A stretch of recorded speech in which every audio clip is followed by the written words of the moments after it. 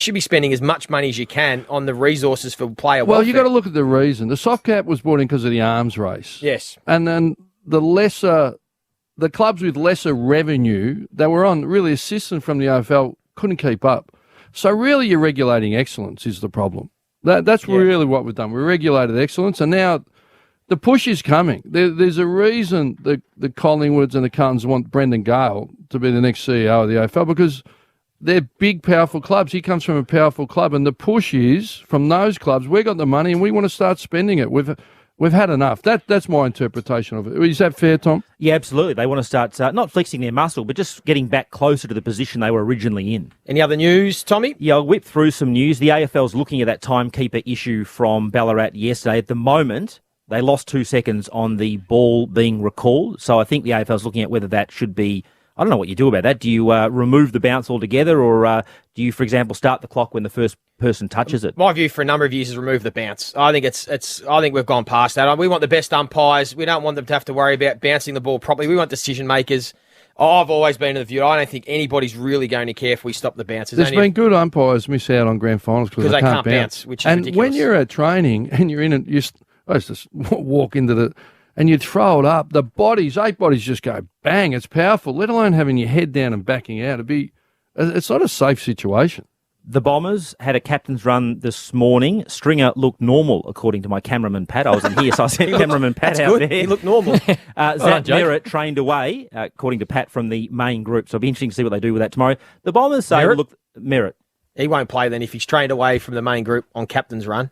If he hasn't done any training yet, would you think, Ross? If it's captain's run day and he hasn't trained with the group and he's still away from the group, there's no chance he's playing. Yeah. No chance. Justin Martin back at Punt Road yesterday. I spoke to the Tigers a short time ago about when he'll be back on a full-time basis. They just said that he was in and out yesterday, had a chat to the boys, didn't do a great deal, but there's been no discussions or further discussions on when he'll be back there on a permanent basis. I'm still told he has to go to New Zealand to attend to his dad's personal matters as well. So maybe we'll get a better idea on the timing of all that this week. Still a step forward.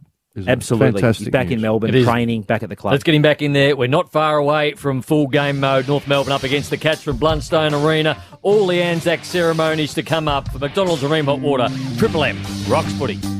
Now you can stream the footy wherever you go. Download the Listener app and select Triple M. Areem Hot Water and McDonald's. Triple M Rocks Footy. This is Triple M Melbourne. Weekdays from 6, the Marty Sheargold Show live. Because I'm a little bit embarrassed. Now at 4 p.m, Triple M's Rush Hour with JB and Billy. You're supposed to be the brains of this tune. And Triple M plays Rock's greatest hits all day.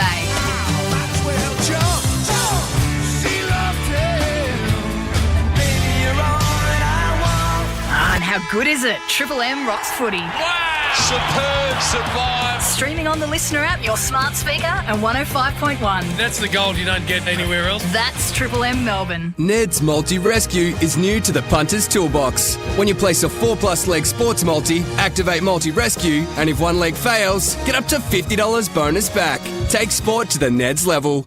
T's and C's apply. Visit the website for details. Gamble responsibly. Tools! Sydney Tools! Sydney Tools Bonus Battery Blitz is on now! Score up to 3 bonus batteries on Makita, Milwaukee, DeWalt, and Heiko Kit combo kits. Makita 4-piece combo kit, $11.99. Plus score 2 4-amp batteries free. DeWalt 2-piece combo kit, $7.49. Plus score a 4-amp battery free. Or score 3 free 4-amp batteries on a Milwaukee 8-piece combo kit. This weekend only at Sydney Tools. Sydney Tools, best prices guaranteed. Shop in store online. sydneytools.com.au. If you have a passion for podcasts about finance, you're one of us. Sure, this interest in interest rates blossomed on an obscure online forum, but now you take the long way home because that means more finance talk. Your podcast passion proves you're a financial well-being, a person who makes sound money decisions. If only your younger self could hear you talking about interest rates today, they'd say something like, "Huh, cool." ANZ for financial well-beings. Miss Jones. Yeah? Says here your car insurance rolled over at $350 more than last year. $350? That's criminal. Yes, it's crime against your bank account. Sergey, what charges can we press? Oh, we don't charge. Our service is totally free and can help make this right. Switch at any time with the #1 car insurance marketplace. Visit Compare the Market to see the range of brands and products we compare. Simples. You can groove for sick kids. You can make your move for sick kids. Dancing for sick and injured kids feels life-changing. Join the Dance for Sick Kids 7-day challenge this May. Visit www.danceforsickkids.com to register. The Listener app is the new home of Triple M footy. Oh, yes! And you'll find every Triple M call of every AFL game. Big atmosphere here tonight. Everywhere. We're at the Triple M CG. Party time at the Gabba. Game on and off the stadium. No matter where you are, stream the Triple M footy call live. Download the Listener app now. Sign up, choose your team, and you won't miss a game of the AFL season. Listener. Go big at Vodafone and get 40 gigabytes of data for just $40 a month. That's plenty of data to stream, share, and do more of what you love. And don't forget, you can pair this amazing plan with one of our great value 5G phones. There's never been a better time to upgrade. Why wait? Get into store or go online and connect to Vodafone today. Offer available until withdrawn on our Lite Plus plan. Our 5G network is rolling out in selected areas and major cities. Check website for coverage. T&Cs apply. Hot water and McDonald's. Triple M rocks footy. North Melbourne up against Geelong, Blundstone Arena, Anzac Round weekend. You've got Wayne Carey, Ross Lyon, Tom Brown, and also Lee Montagna. We've just had a robust conversation about goal kicking and goal kicking coaches in the break and whether specifically you need a goal kicking coach, because it seems like a lot of the coaches are forward coaches who double as a goal kicking coach. Ross, where do you sit on that as a former coach and probably the most recent out of the game? Well, it comes back to soft cap.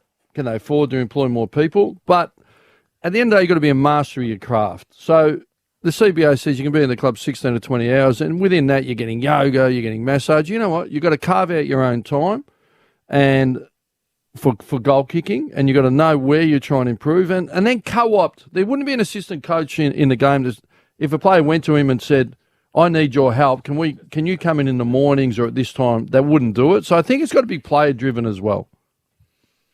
All right, the ceremony just about to start out in the middle of Blundstone Arena. We might get the mics up and head down there. Then be followed by the last post and national anthems by Dan John. They shall grow not old, as we that are left grow old. Age shall not weary them, nor the years condemn. At the going down of the sun, and in the morning, we will remember them. NFL party, a 10. NFL party, present.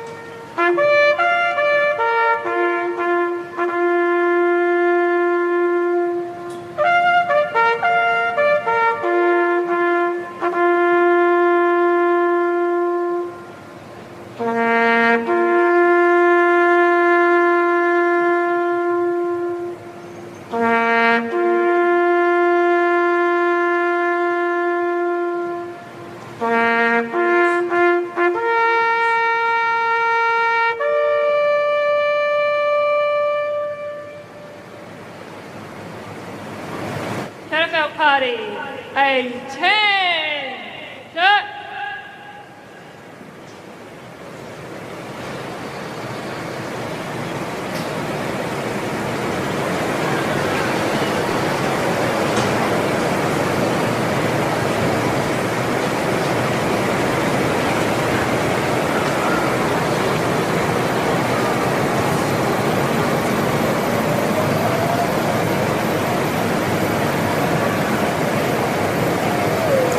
Lest we forget.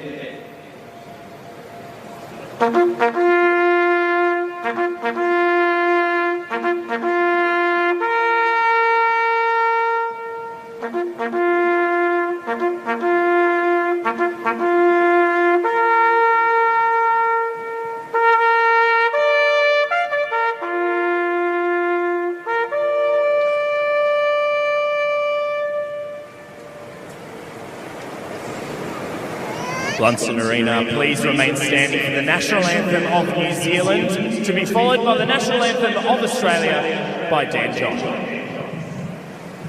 Catafalque Party, present. Hump.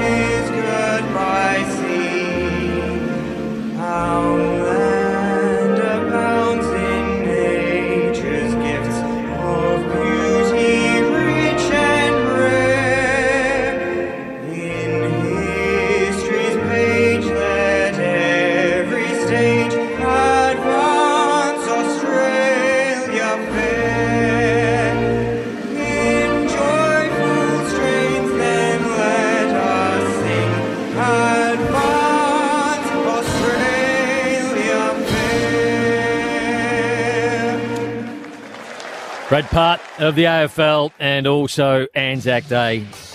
Looking forward to this one. Can't wait to get into it. North Melbourne Footy Club up against Geelong, Blundstone Arena, McDonald's Arena Hot Water, Triple M, Rock Footy. The Triple M Footy Preview. Now you can stream the footy wherever you go. Download the Listener app and select Triple M. For Hot Water and McDonald's, Triple M rocks footy. Triple M's Tickets or Crickets. The biggest tickets in Melbourne to give away. Ashley from Berwick, let's see what you get. 2 tickets to Jimmy Barnes' Soul Deep Tour at Rod Laver. That is awesome. Thank you. I have the code word, but I'll definitely stick with them, Pete. You're going with Barnesy. Oh my God. Thank you so much for that. Thank you so much. Get the second chance code word 7:30 and 8:30 weekdays with Triple M's Marty Sheargold Show. And listen all day to Spin the Wheel. Tickets or Crickets on 105.1 Triple M. You can't go past IGA for hundreds of weekly specials right across the store, like Mainland on-the-go Munchables 4-pack or Grazing Platter 69 to 88 gram selected varieties, $4 each. Now at IGA. Offer ends April 26. Participating stores only. Excludes IGA Express and local grocer. Australia, get ready. June 5. Our time, our belt, your champion, and the biggest boxing event in Australian history. Be a part of history as undisputed Australian champion George Gambosis Jr. defends his title in Melbourne at Marvel Stadium against American superstar Devin Haney. Gambosis v Haney, June 5. Tickets on sale now at Ticketek. We should all save 000 calls and ambulances for emergencies because there are alternatives. If you feel unwell or have a minor injury, there's your local GP. You can see a pharmacist for questions on general health, and you can always ring Nurse on Call at 1300 606024 for immediate advice 24/7. So think about how you can help save lives by saving 000 calls for emergencies. Find out more at betterhealth.vic.gov.au. Authorised by the Victorian Government, Melbourne. Your thoughts, dreams, nightmares. What if they weren't just yours?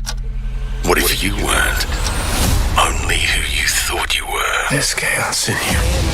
Witness the sinister side of the MCU with Marvel Studios' new mind-bending series, Shut up! Moon Knight. New episode Wednesday night on Disney+. Save big at Best Shed's massive autumn sale. Spend 10K, save 1,000. Spend 20K, save 2,500. Spend 40K and you'll save a huge $6,000. Hurry, limited time only. Go to bestsheds.com.au. Need to move? Well, when you have something or someone to move, you can count on Avis for great rates, reliability and experience. They make moving easy. Avis Truck Rentals has the vehicles whether you're moving 1 bedroom or 5. With trolleys and hydraulic lifts, Avis Truck Rentals will make your moving day stress-free. Don't pay others to do what Avis makes easy. Avis Trucks, Utes, Vans, Buses and 4-wheel drives. With a branch near you, avis.com.au. Melbourne's Triple M, the home of the Marty Sheargold Show. Live weekday mornings from 6.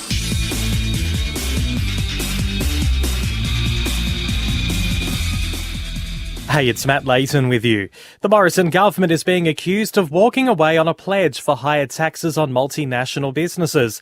The Prime Minister is promising no new taxes if it wins the May 21st election, claiming voters will see a $100 billion benefit. But Shadow Treasurer Jim Chalmers has told the ABC the coalition has questions to answer on multinational tax reforms. Is he sticking with this commitment that he's made by press release this morning, or is he sticking to the commitment that he made to 130 other countries that Australia would take meaningful steps on multinational tax reform? The Deputy Prime Minister claims he could spend 15 years in jail if he reveals Scott Morrison's calls to the Solomon Islands. The Prime Minister is under pressure to explain why he didn't speak with the Solomons leader before a security deal was signed with China. Barnaby Joyce confirming ScoMo did in fact pick up the phone, but wouldn't confirm how many calls were made. 7 people are recovering in hospital after a suspicious fire at a hotel in North Adelaide. Fire crews were called to the second floor of the Comfort Hotel Meridian around 6:30 this morning. 15 people were rescued all up from the burning building. And Will Smith has made his first public appearance since his Oscars slap controversy in an unlikely place. He's been photographed in India, landing in a private airport in Mumbai yesterday, where he was greeted by fans. Smith is reportedly in the country to meet a spiritual leader. Victoria's Basement is chopping, slicing, dicing prices up to 80% on famous brands. Cookware, kitchenware, glassware, dinnerware, cutlery and more. Shop Victoria's Basement online now. Becoming mostly sunny for Melbourne today, down to 9 tonight, partly cloudy for Anzac Day, chasing 21 degrees, patchy skies on Tuesday and Wednesday. And don't forget our listener app is the new home of Triple M. Join up to listen live or on demand.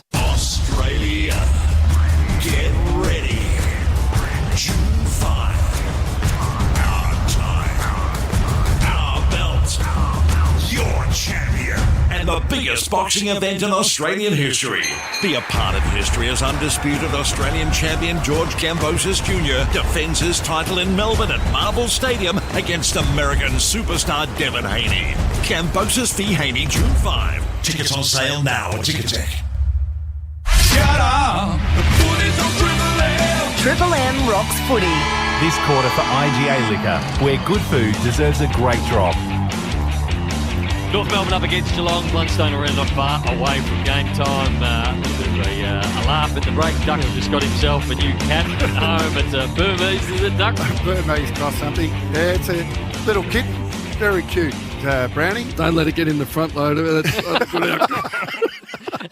And Duck, I did hear off the top in the first 5 minutes where the boys said they could smell you coming today, and you said you don't have your going out gear on, but you have got 4 buttons undone. You can almost see your belly button. You can't tell me you're not ready to go out. I'm not going to go out. It is a long weekend, and we decided, because we knew we had this game, the earlier game, that we're all going to catch up and have a bit of a team meeting, because I reckon there's a couple of players letting us down, so we need a few home. Oh, yeah. Well, after the game today. Gee, Rossi's in that mood too, the direct feedback. Ross has been strong, so we just got to let him not get carried away with himself. Where was this invite given at? Because I don't seem to have got one. And Two-Man's been a bit down, so we want to get him up a little bit. You're right. I probably just need the range just tightened a little bit. Yeah, so Ethan, you know what Ethan did Saturday yesterday? He did the Saturday game. Move it in, Ash. Move it in. Bob Jane T-Marts by a set of 4 monster wheels and off-road tyres, and into the win. Austrac Telegraph Cross Camper Trailer. Caitlin Barry's on the boundary.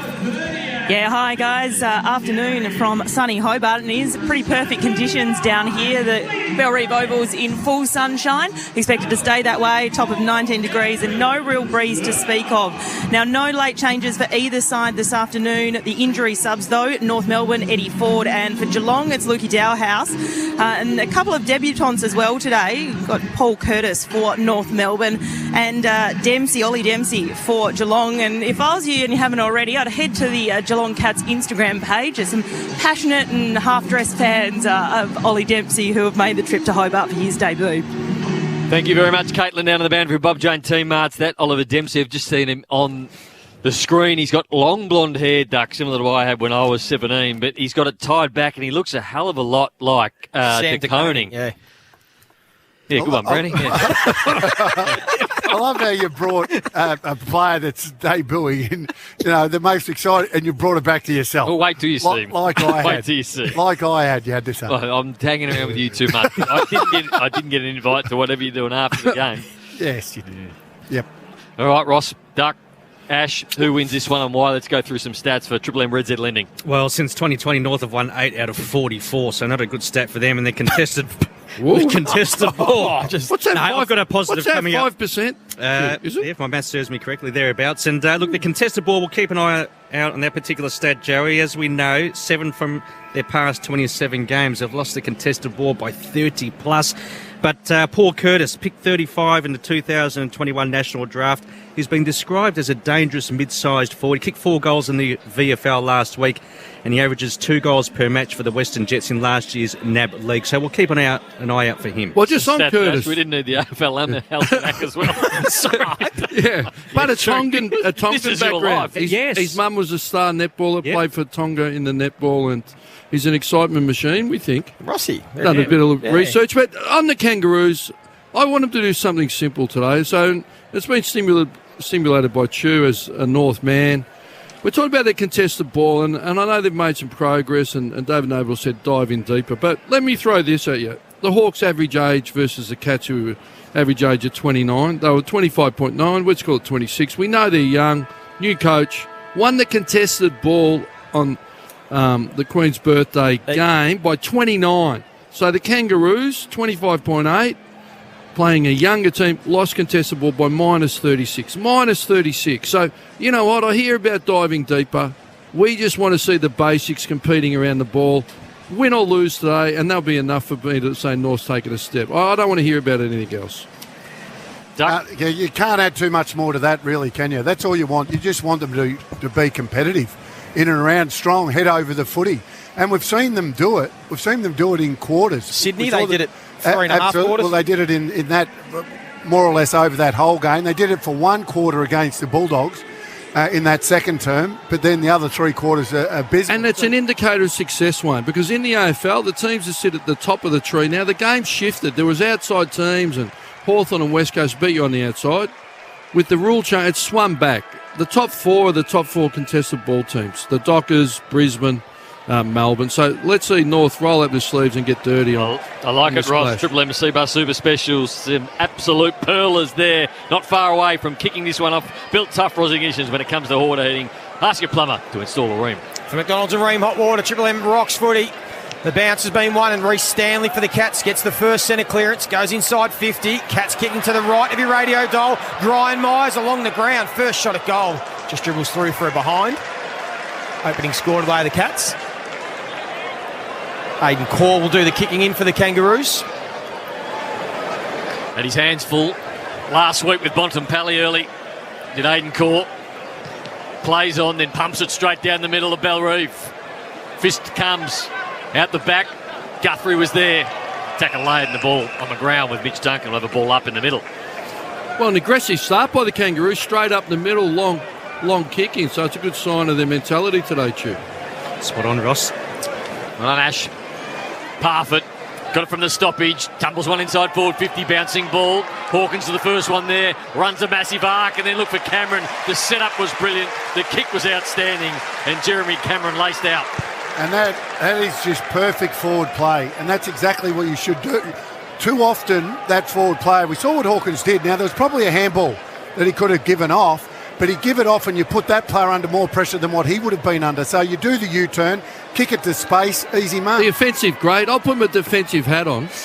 Cameron kicks the goal. Put your defensive hat on, Ross. That ball come in along the ground in their D50. Tom Hawkins, who was it on him? McKay, was it? Or Walker? Yeah, it was McKay. Here you go. He's starting 2 steps behind him. There's enough pressure. That's a quick kick forward. Dump kick. Ball bounces for 4 metres. And McKay has kept 2 metres split on him. It hasn't laid a glove on me. I'd be off my tree. And then Walker gave up 3 metre separation on Jeremy Cameron really easily as well. That's frightening vision. And good footy craft from Hawkins again. And when you look at the Harvey Norman, if he'd given the handball, those players would have been under pressure. And they would have been rushed. So that's the perfect U-turn. So if you're assertive, play in front, mop that up. But if you're going to play back shoulder, have some contact. Don't be scared. Get some body on them. That's Ross Lyon, Wayne Carey, Triple M Seabus Super Special comments today, delivering consistent long-term returns for members. Seabus, for all of us, I've got a feeling Rossi's in a mood today. And I'll tell you what, these forwards for the Cats... I've had enough of dancing around the edges. Yeah, these Cats forwards might be in a mood as well. If that's the start, Hawkins to Cameron. They've got the first already. Selwood wins the centre clearance. Goes towards the 50. That's a nice bit of attack from Turner, I think it was. Myers, Guthrie, and now Stewart. Has enough time to send a ball deep. This time Walker's taken front position, but coming across Luke McDonald, taking the intercept mark deep in defence. He's been good. Oh, he's having a great year, isn't he? Against Hawthorn, he fought a lone hand. He's playing some real character and roll-off. And his ball was good to Davies Uniacke at half-back. Wanted to sell some candy, but Isaac Smith wasn't buying. And then he has to dump a kick forward and straight into the hands of Stewart. Well done by Isaac Smith to hold him up. Guthrie in the middle of the ground. Pumps him forward with the barrel. Not a great kick by Guthrie. You don't want those ones coming in too early. And the ball slapped away. Kangaroos with an opportunity. They run it from half-back. Short ball. Bouncing one towards the boundary line, and Zeeble will get it out of bounds, have a boundary throw in. You're always going to have to be tough, I reckon, if your old man's name was Donald McDonald, and then they named him Luke Donald McDonald. So you're going to have to look after yourself. Well, he is tough, isn't he? He has been tough, hasn't he? He's a really good AFL player. Yeah. From this throw in, Davies Uniacke gets another possession, wins the clearance almost to Tom Stewart again, who looks like he's playing on his own across half-back, and the Cats will mop it up. O'Connor. Short to Duncan. Just inside the boundary line, half-back flank. Cats 117, North Melbourne yet to go inside 50. Couple of minutes played in this first term. Goes short again to Stewart. Having a good start. Goes long to a 2-on-2. That's better from Mackay. He beats Hawkins in a 1-on-1. And then quickly pulls the trigger into the corridor to Simpkin. Had Scott running past. Blitzarves did pretty well on the mark, so forced him to go wide. Goldstein lets the ball bounce right on the wing. Out of side, Blundstone. Here's Scott. Kicks towards half forward, but picking it off, Mark O'Connor. Takes a nice mark in front of young Paul Curtis. So O'Connor, the run with player from half back, pumps one towards half forward. Coming in from the side was Mackay. Did well, got up, picked it up. Then he needed to get rid of it. The Cats with the ball, forward momentum, got it out to Close. He just needs to pick it up and he'll have the whole 50 to run into. Crosses the 40 and Close kicks the second one. Beautiful handball by Hawkins, involved early. 2-1-13 the Cats. North Melbourne yet to score. Danger signs everywhere early. Sirens going off. The IJ Liquor scoreboard. Absolutely, and Hawkins involved in both goals. And, you know, another example of the handball didn't have to be perfect, but it was out in front. So the player could really run onto it in close and then have time to put that one through the big stick. So it's a really open game at the moment for Geelong, and you just worry about the ease of those first two goals. Well, what is the contested ball early? We're onto it, too. What is it? 7-3 Geelong's way, but Geelong are plus 14 in disposals, 24-10. North have laid one tackle. Geelong have laid three. Yeah, and we get that it's young.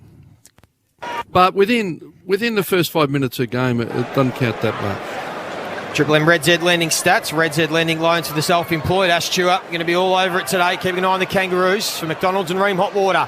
Centre bounce, free kick going the way to Taron Thomas.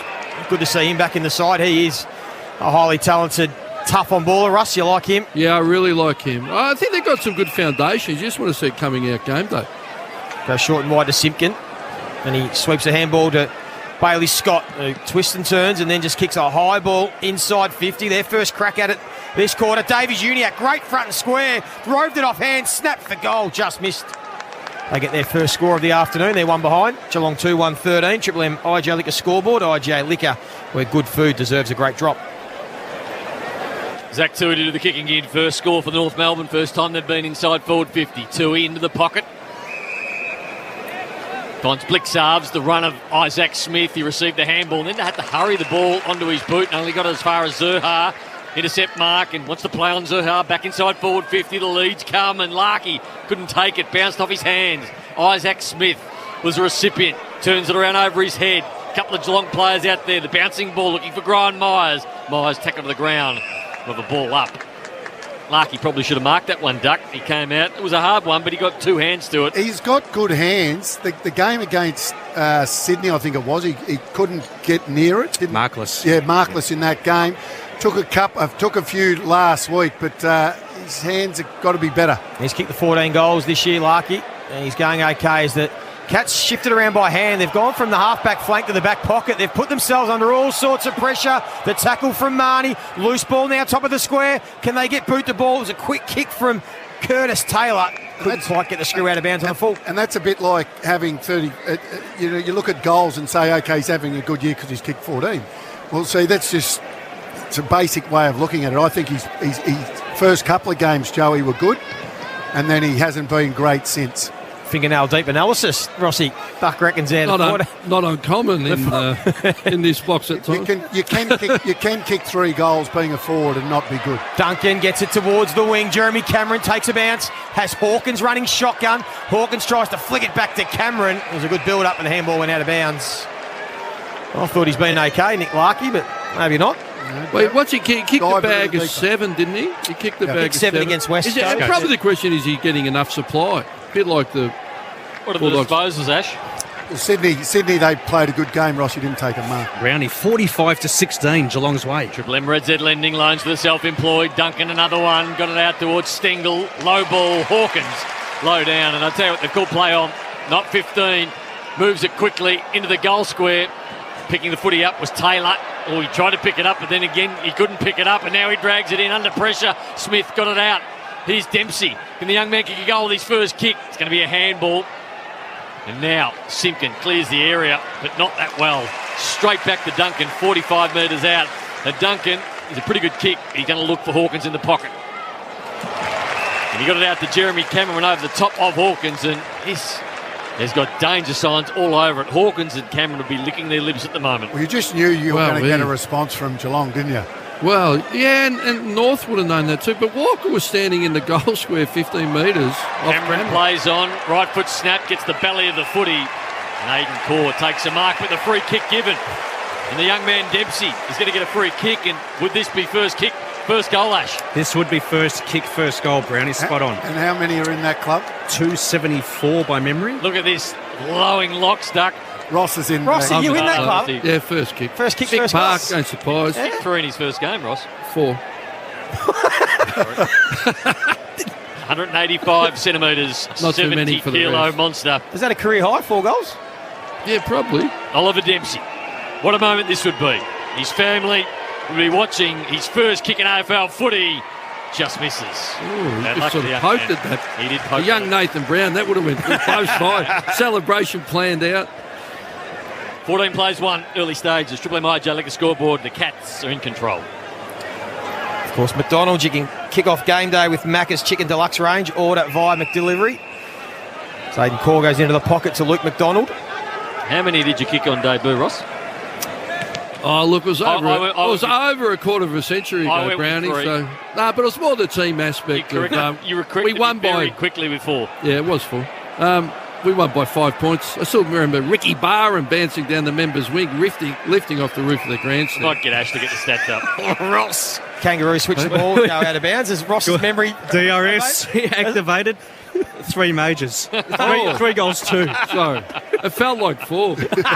And the margin was 11 points, not 5. Oh, okay. You added some mayo. And the venue was Junction Oval, not Where's Sport. Ethan? No, you're wrong. That up. No, you're wrong. Where's Ethan when you need him? from the throw in.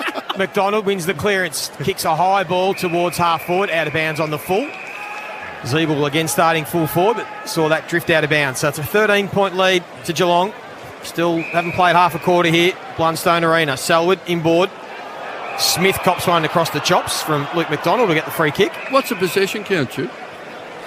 58-22, Geelong's way. They just need to get hold of the ball and control it a little bit out north. So Isaac Smith from half back to half forward, closer with the flyer, coming for the side was Goldstein. Dropped the mark, but he's at ground level, got it out to Taron Thomas. He's tackled by Dempsey. Parfitt was there. Zach Tui's handball was smothered, and the ball goes out of bounds. Ross, you started your career almost like McAdam style. You had 3, 1, 2, and 3. Yeah. You were just a genuine goal kicker. Yeah, and then the supply dried up. I took a year off after that, Browning. First game, 86, down at the Cattery. Kick 3, I think. Luke McDonald trying to bilk his way through, but couldn't quite get through and dropped the ball in the end. It's going to be a free kick. And then walked away and pumped petrol, went on the dole for a year. If the tax department's listening. We've been through that story, haven't we? It was quite a fascinating story. I like to leave it behind, but you're regurgitating it up, Brownie. It triggers some bad emotions. Zach Tui's taking the mark, 55 out.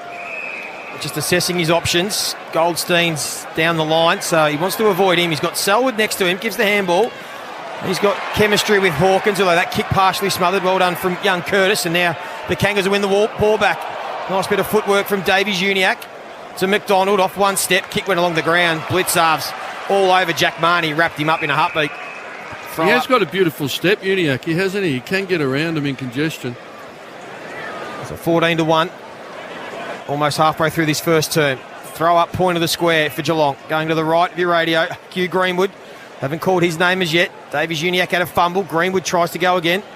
Young Max Holmes did well. Shoveled out a handball. Got to close. And now Isaac Smith goes on the right boot, but he goes towards a one-on-one.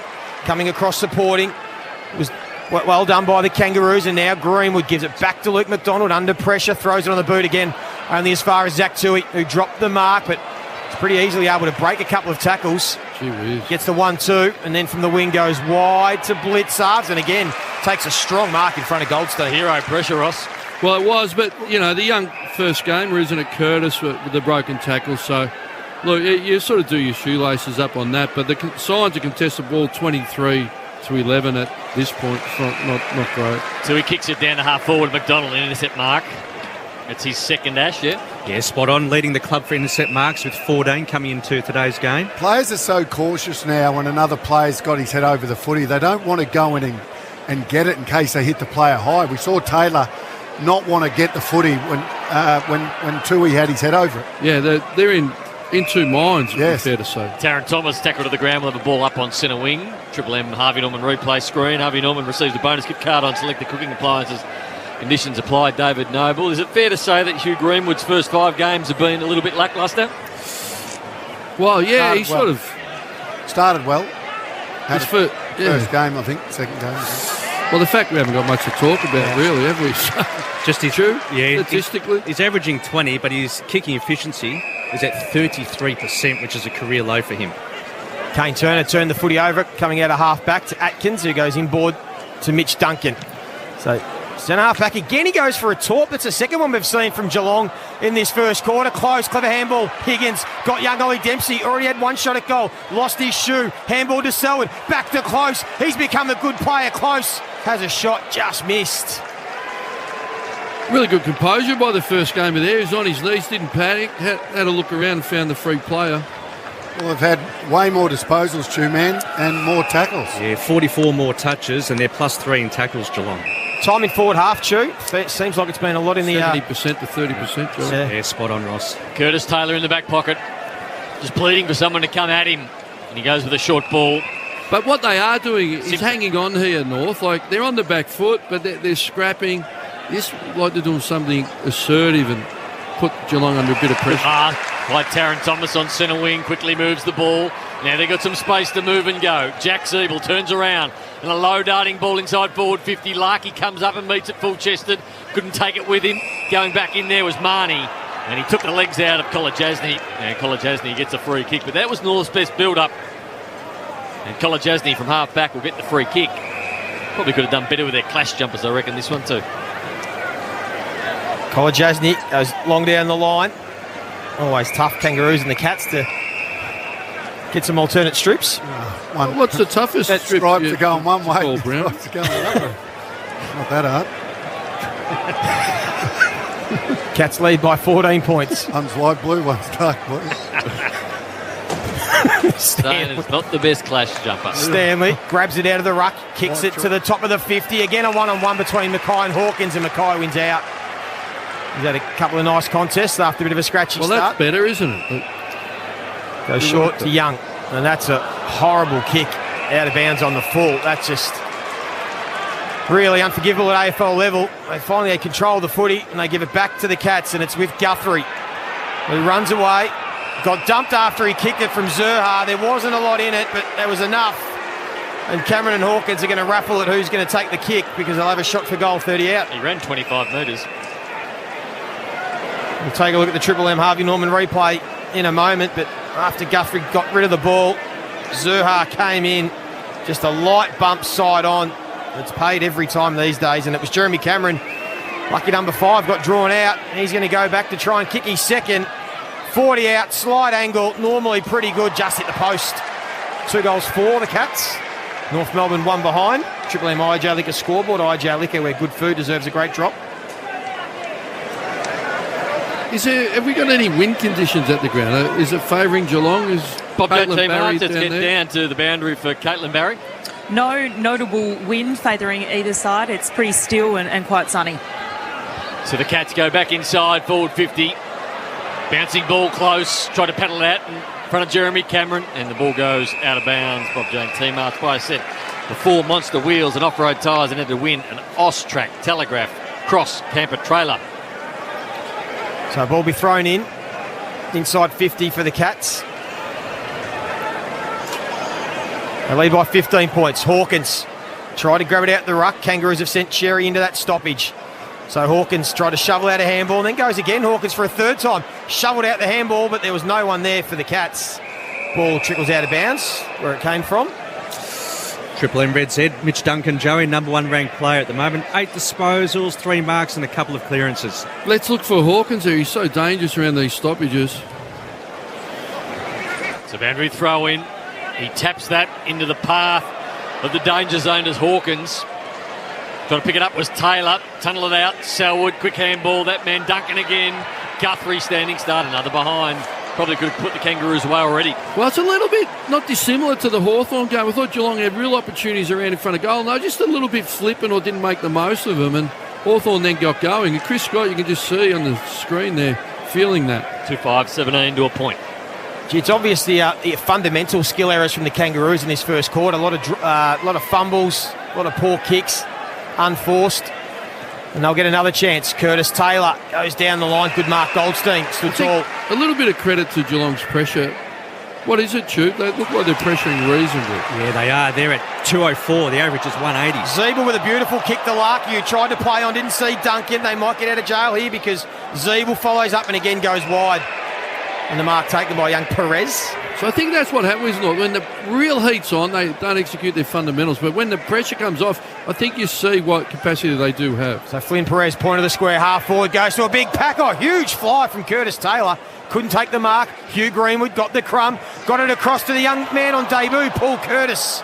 As his first shot at goal just missed.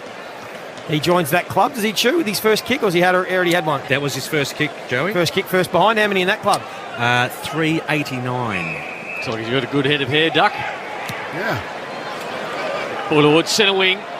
Kangaroos had a couple of nice moments on that occasion. Hawkins went to ground. Picked the footy up. Was Turner. The ball beats everybody out of bounds of a boundary throw-in. Triple M Cbus Super Special Comments, delivering consistent long-term returns for members. Cbus for all of us. You got Duck, you got Ross Lyon today. A boundary throw-in. It's the attacking side of centre wing. For the Kangaroos, Horn Francis was tackled and brought to ground. Stewart went in there, lost the footy. Stanley lays a tackle, and we'll ball it up again on the point of the square. Just over 5 minutes left in this first quarter. 2 goals to Geelong through Jeremy Cameron and Brad Close. Throw up point of the square. Horn Francis wins the clearance to Simpkin.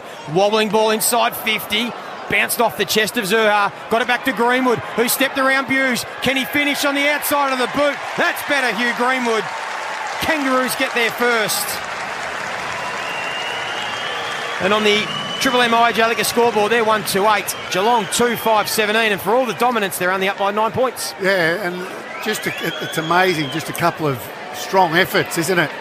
What it can do. Horn Francis from the stoppage. Yeah, inside clean. Yep. Made the basics look really simple, didn't he? Pick it up, first give, and Hugh Greenwood stepped his opponent. And look, he kicked that goal, and then he set up the young debutant for a shot on goal earlier. So it's the Brownie's point. With his experience and his inside knowledge, he needs to be having that impact to help lead them through. First goal for the Kangaroos for Hugh Greenwood. Game number 6 this afternoon. And he comes off for a well-earned break. Ash, what are the numbers telling us so far, Triple M Red Z Lending? I reckon the last 10 minutes or so, the contested footy's evened up. You're all over it, Duck. 15 all. So for McDonald, Remont Water, Triple M Rocks footy. The Cats trying to win this one out of the middle, but Scott was there in the way. Perez slammed on the left foot, down towards half forward, bouncing ball. Zach Tui's the first one there, steps through a tackle, and then got on his knees, got back off his knees and stood up all in the one motion. He took 3 steps on his knees. I think he did, Duck. That's not what my 1-year-old daughter does.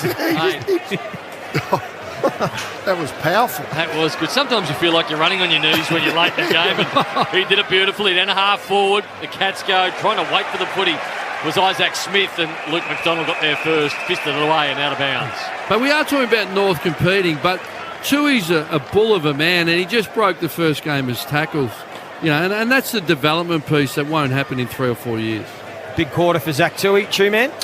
Leading ball winner with 10 disposals. Short throw in, so Stanley got to it first, whacked it inside 50, Selwood off the ground to the point of the goal square. Got to be careful here. The Kangaroos, Turner sees it through for a behind.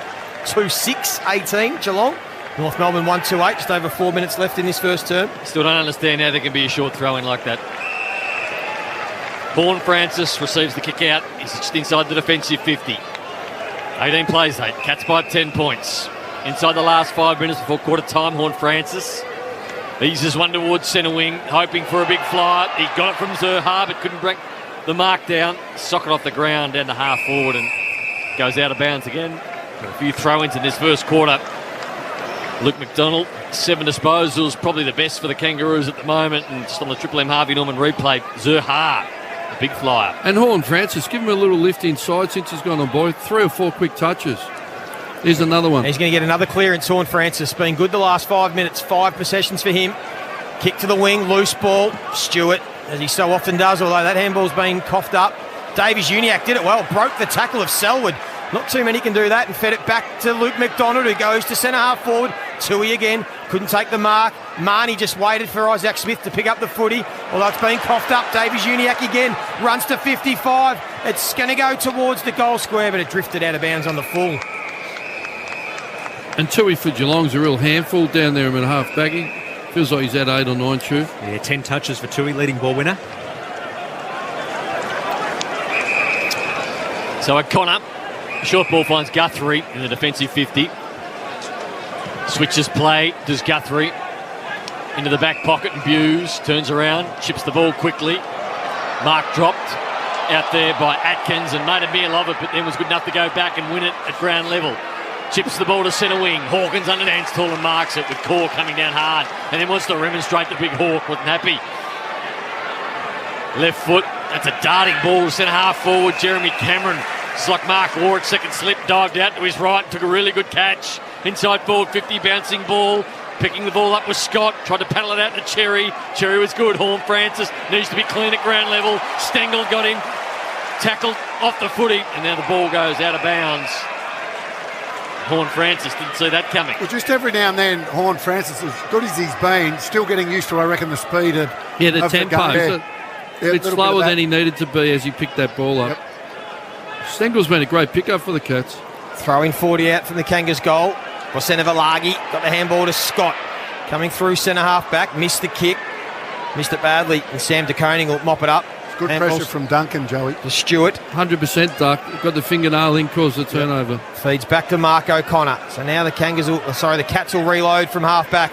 Follows up O'Connor, gets it again, and sends a ball to centre half forward. Might have been illegal contact. There was.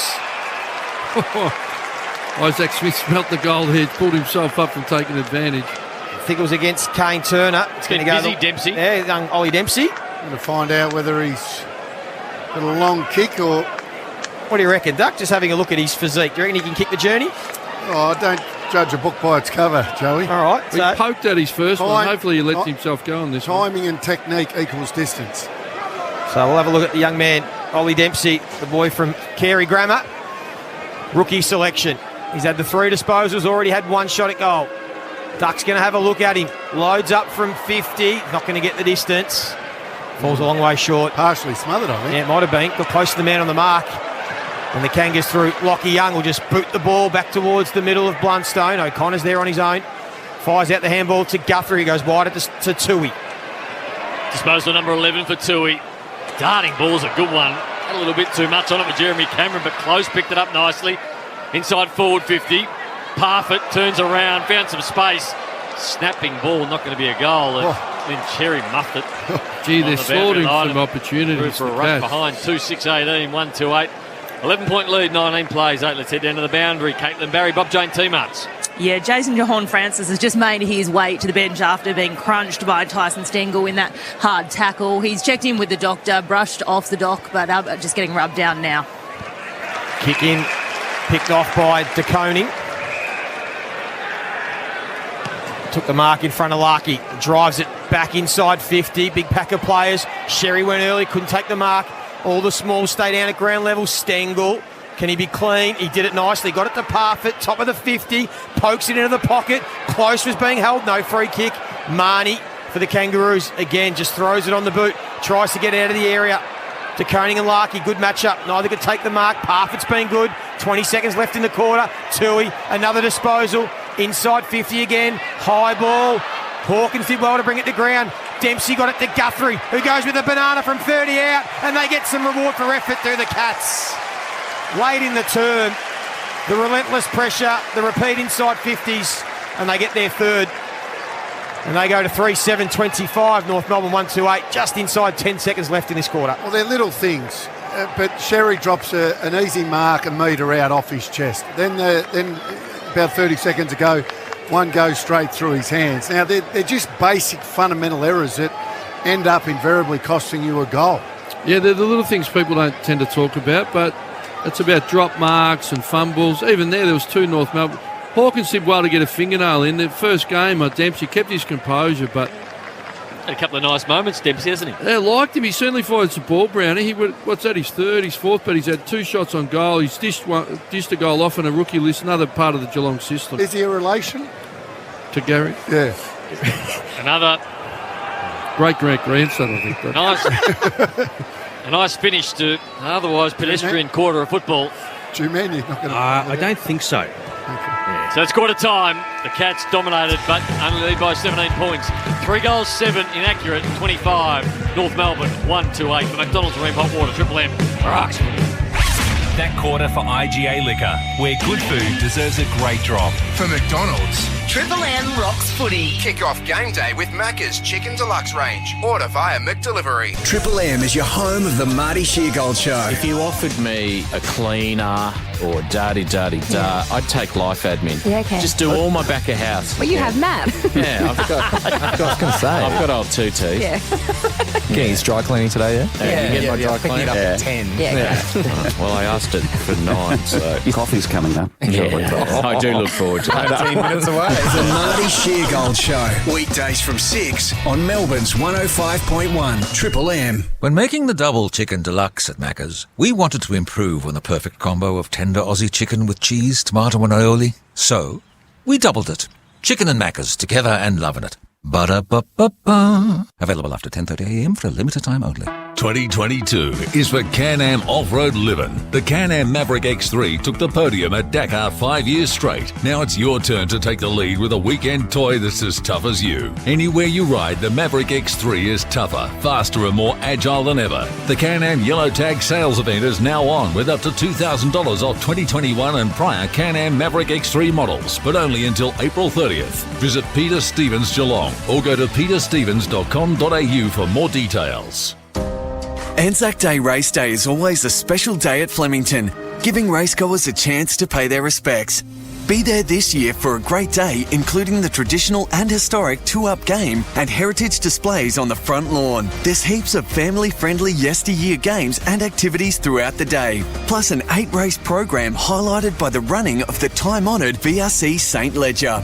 Don't miss Anzac Day Race Day tomorrow at Flemington. Tickets on sale now at Ticketmaster. Go big at Vodafone and get 40 gigabytes of data for just $40 a month. That's plenty of data to stream, share, and do more of what you love. And don't forget, you can pair this amazing plan with one of our great value 5G phones. There's never been a better time to upgrade. Why wait? Get into store or go online and connect to Vodafone today. Offer available until withdrawn on our Lite Plus plan. Our 5G network is rolling out in selected areas and major cities. Check website for coverage. T&Cs apply. What's your health worth to you? If you're working around the clock, then your health must come first. Nature Bee Power Pollen can help support your immune defences when you're burning the candle at both ends. The secret to Nature Bee is the process of potentiation. It means it's much easier for the body to digest, which means all those micronutrients are absorbed straight into your body. Try Power Pollen today from just $33 a month at naturebee.com.au and get 10% off your first order. That's naturebee.com.au.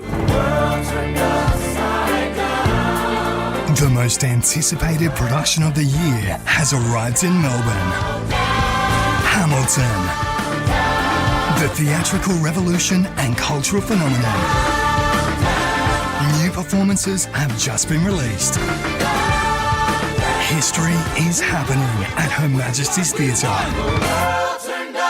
Hamilton, only through Ticketek with Afterpay available. It's value the Australian way at Coles with great fresh specials this week. Like juicy imperial mandarins, 100% Aussie and just $2.90 a kilo. This week at Coles. Offer ends Thursday. Shut up! The footy's on Triple M! Triple M rocks footy. This quarter for Beacon Trade, supporting tradies with over 120 stores, expert teams and a huge range of electrical products and services. Beacon makes every tradie's job easier. McDonald's and Marine Hot Water, Triple M rocks footy, quarter time here at Blundstone Arena. Beautiful day for football. North Melbourne trailing the Cats by 17 points. North Melbourne 1-2-8. It was Hugh Greenwood who got his first goal in Kangaroos colours, and the Cats goals to Cameron, Close and Guthrie see them lead by 17 points. They dominated field position, dominated possession. Man, what else did the numbers tell us about that first quarter? Well, those disposals inside 50. Geelong 29. Now, the AFL average teams usually average 12 per quarter. To North Melbourne 6, winning the contested ball plus 12. But Cam Guthrie, number 1 ranked player with 9 disposals and a goal. And Zach Tui, he's the leading ball winner with 12 touches. Hang on, say that again. sorry to take a line from Das, but 29 inside 50s they had. Disposals inside Disposals. 50. You normally average 12. Yeah. I thought you So said you normally have 40 to 45, 50 a game. Yeah. And they've already had 30. Still a lot. Look, I thought the bottom line is the Cats brought a lot of heat. You know, no Dangerfield, a disappointing loss, so they brought intensity and heat, put North under a lot of pressure. North are fortunate they haven't kicked straight. They didn't defend that well. But the simple measure of minus 13 contested ball, they've got to turn that around or it's going to be another quarter of dominance by the Kangaroos. And not only Geelong. And Geelong, you can just see, you know you're going to get this response from Geelong. They get beaten last week. As you said, danger not there. They've done everything right in terms of winning the footy, but their pressure is over 200, Joey, which is about what was North? An 8.5, 9 on PT. Yeah, that's right. It's about a 9 out of 10. 196 in North Melbourne. Yeah, so I thought North, a few of them turned it around. Greenwood got going. The defence scrapped a little bit, but they got out of jail. And their history tells you they can get moving from here. I think the real intensity of mature teams knocks them around. If Geelong breathe out a little bit, North will work back into the game if history tells us anything. At Bob Jane T-Marts, buy a set of 4 Monster wheels and off-road tyres to enter to win Austrac Telegraph times camper trailer. Caitlin Barry. Yeah, there's a nice crowd forming down here at Blundstone Arena and a fair bit of love around for Hugh Greenwood. It's probably no surprise that he's got off to a good start here at Bellreeve Oval because he played much of his junior footy here, grew up about 10 minutes away and, played plenty here in his junior days before switching to basketball. Now, it's a big weekend for footy in Tassie because there's this game, of course, and then we head north tomorrow for the Anzac Day match between Sydney and Hawthorn at UTAS. Caitlin with it for Bob Jane T-Marts. The Kangaroos go forward. Big snap on goal. Bouncing ball. It's going to bounce through. The Kangaroos have got the first run of the second term. A good start by the Roos. 2-2-14. Geelong a 3-7-25, and it all came about by a big centre clearance. And that's all you want, isn't it? You get the ball in there quickly. They get a one-on-one, and then they win a contested footy. Big goal scene involved. Looking at the Harvey Norman, and that's a nice finish from. It wasn't Larky. Actually, it was Larky was the player in the goal square, just shepherding the footy through. But McDonald's come down from half back to slot that one through. He is having a very good year, and he's missed. Did he miss 1 or 2 games, or has he played? No, he's played every game today. He has. He's been good all year, McDonald. So perfect start to the second quarter for North Melbourne. They get it back within 11 points. McDonald's and Ream Hotwater, Triple M Rocks footy. Selwood, who won a number of clearances in that first term, wins another centre clearance. Although he ran too far, the umpire said he half put his arms out and then accepted it. And the free kick's going to go to Davies Uniacke. It goes inboard to Bailey Scott and short to McDonald, that man who gives it back to the runner in Bailey Scott, who gets to about 70 out, lowers the eyes. Zurha was in space, missed him with a kick. Good enough to pick it up, fend off, feed the handball back. Although they're under pressure again, the Roos. Brad Close, couple of great efforts. Lockie Young, though, gathers the ball. He's going to kick it towards the 50-metre line. He's not sure what he's going to do. And in the end goes into the pocket and finds Taron Thomas. No, not quite out of bounds. But thrown in 30 around from the Kangaroos' goal. Jack Siebel's having an issue with the boot down there, trying to get it on before the boundary throw-in takes place, which does now. Good, long, deep throw-in. Blixarves at the ruck work. Guthrie at the back. Duncan, handball was smothered. Greenwood, the goal kicker. Handball out. Not going anywhere at the moment. The Kangaroos and a big tackle. Another ball up. Just inside forward 50 for the Roos. Started this quarter well. A goal to Luke McDonald. Probably their best in that first quarter as well. Umpire elevates it. Smith picks the footy up and then backs out of the congestion, then socks it off the ground towards Brad Close, becoming a very good play. Got the runner on the outside. Holmes, right foot inside forward 50. It's a race on. Cameron is quick. Cameron is real quick. Can he just get the ball to Seti? He does. Right foot across the body, and he worked his way through that well, Jeremy Cameron. Under pressure, and the Cats get the answer. Well, Jeremy you called Cameron it. Second. Well, he was so quick he could fumble 3 times. Well, they got a +1 here, I think, North, but what he did do was keep his feet, didn't he? So, look, he gets out goal side really quickly, and the North Melbourne player will go to ground here because he lunges. You got to keep your feet, and you're right. He just had enough composure under pressure. He's been a great pickup for them. I'm not sure what Mackay was doing on that occasion, diving when Cameron didn't even have the football, and it was just an ordinary attempt in the end, Ross. Well, you want to make sure if you dive, you're going to stick the tackle because it's game over if you don't. And watching the Harvey Norman, it's called desperation. But Walker needed to be sitting off goal side, not let him out the back so easily. Triple M Harvey Norman replay. Harvey Norman receive a bonus gift card on selected cooking appliances. Conditions apply. As the Kangaroos win another centre clearance. Davies Uniacke, again a high ball. 50 out Zeeble, being pretty quiet. Goes past him. Blitzarves. Handballs to Stewart, just inside the boundary line. Handballs back to Atkins. So he's forced to wheel and kick a high ball on the left towards the point of the square. Half back for the Cats. Sherry.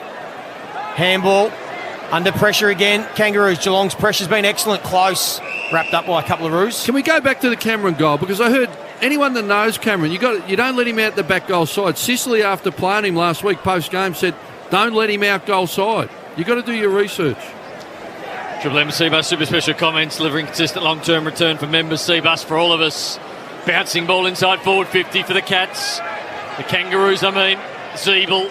Right foot, not a good kick though. And gives it back to his opposite number 17, Isaac Smith. Numbers, Ash, Isaac Smith. 10 touches. Been brilliant since going to the Cats. Long ball to centre wing. Good use of the body by Close. Allowed Stanley to come in and take an easy mark. And then trots off Stanley on centre wing. Low darting ball, bouncing one. Cameron took his eyes off it, had it, spent it, lost it, then got it back. Jeremy Cameron, little chipping left foot ball to the diving Hawkins. And he loves them there, Hawk. These handballs that are over the head, they're throws. Umpire's got to start calling those. No, well, the rule is, Duck, I used to think that, but I reread the rule. As long as you have some contact on your hand to the ball, they let you do it. So you don't actually have to, like we were coached when we were kids. But it sort of opened up the game. You get handballs off that you wouldn't have been able to get in the past. Normally, a right foot snap up from just inside the boundary line. Tom Hawkins going for the straight on kick. So Hawkins just inside the boundary. 30 out, steady approach, good kick. Brings it back beautifully, and the Hawk gets one. 5-7-37. The Cats, North Melbourne.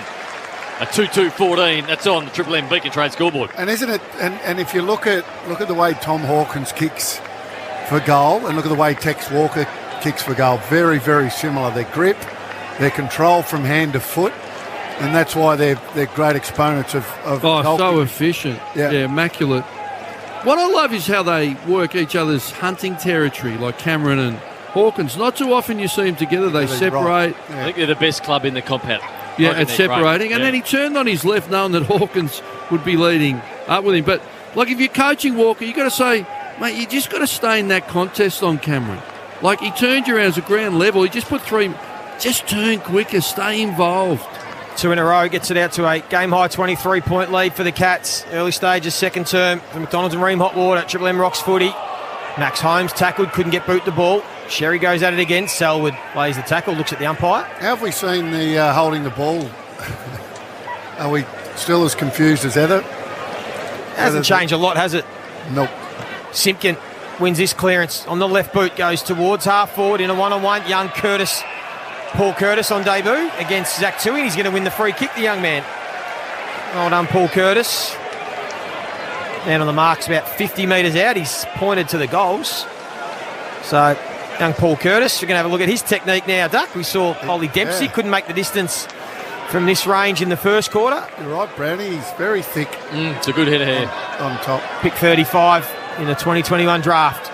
Young Paul Curtis from outside 50. Strikes it nicely on the left boot. Fades back right to the goal line. It's going to be looked at. Touched. Not quite sure he's got there. Let's take a listen. Believe it's a behind. Score review. So the umpire believes it was touched. He's in perfect position, the umpire on replay. Blitzarves gets his hand to it, and it comes off the shoulder of a North Melbourne player. So it appears to be touch, Duck. I did say touched. He's been involved in the game, though, hasn't he? He's been, he kicked one or one behind. That's his second shot on goal. I loved how he kept his feet in a contest against a stronger player in Tui.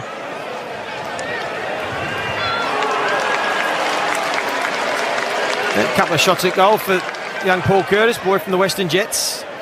And it's 22-point lead to the Cats. Triple M Beacon Trade scoreboard. So Zach Toohey to do the kicking in, run about 25 metres and then dumps one towards centre wing, looking for Stanley. Out the back with Stengel. They won't catch him if he gets clear. Right foot inside forward 50. Hawkins got the sit. One bite, two bites, and he's got it. Wants to play on quickly, Hawk. And then he conned the umpire into saying, no, I didn't play on. I want to go back over my mark. Well, he wasn't sure that it was going to be paid. And then, so he was already off. And then when the umpire paid it, he pulled up very quickly. I'd love them to get a tape out to see how far Zach Toohey ran from that goal square then. Because he got to about 40 metres out from goal from the 10-metre square. Why don't they all do that? So here's the Hawk. Normally gets a little bit of left to right from 50. And this is way left. Doesn't even come back right. Lands in the field of play, but the mark taken by Mackay. And he dashes off. Quick handball to Zurha, or Zurkar, as Ross likes to call him, with a good kick. And he finds Larky diving to the ground at half back. One away from home, Nick Larky. Goes down the line towards Goldstein. Where are the Crummers? It's Mitch Duncan taking in a tackle. They're going to get holding the ball. Well done, Simpkin. Starting to get busy in this one, Chew. Josh Simpkin. He is up to disposal. Number 9 laid 3 tackles. And he's going to wheel and send this one inside 50 to about 20 out. Blitz halves is there. Big fist on that one. Gets it out of bounds. 30 around from the Kangaroos goal. And positives for North in this quarter. Contested ball, they're at +5 and leading the clearances 5-1. So they try by 22 points though. They're in attack. Boundary throw in. Kicking to the right of your screen. Or radio dial. Blixarves does the ruck work. Zurha could have been held. Umpire said play on. He's at ground level now with the ball up. Stacks on the mill. Was tackled by Guthrie. Big mopper here, Guthrie himself. Ball up, 45 out from their goal. Marnie will be on his left. Chose to go inside out on his right. Ball got out the back. Cherry. Handballed off. Taylor. Right foot looking for Zurha. Can he get him? No. Fist at the ground level with Horhan Francis. Handball was really good. Zurha with a third opportunity. And he's tackled to the ground. And they're holding the ball. Good effort by the Kangaroos, but just held up by the Cats.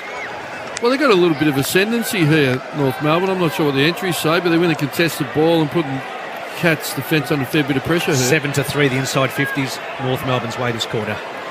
So he goes short. Now Guthrie from the back pocket. Forced to go long. Stengel with a push. He took the mark, but he did it illegally.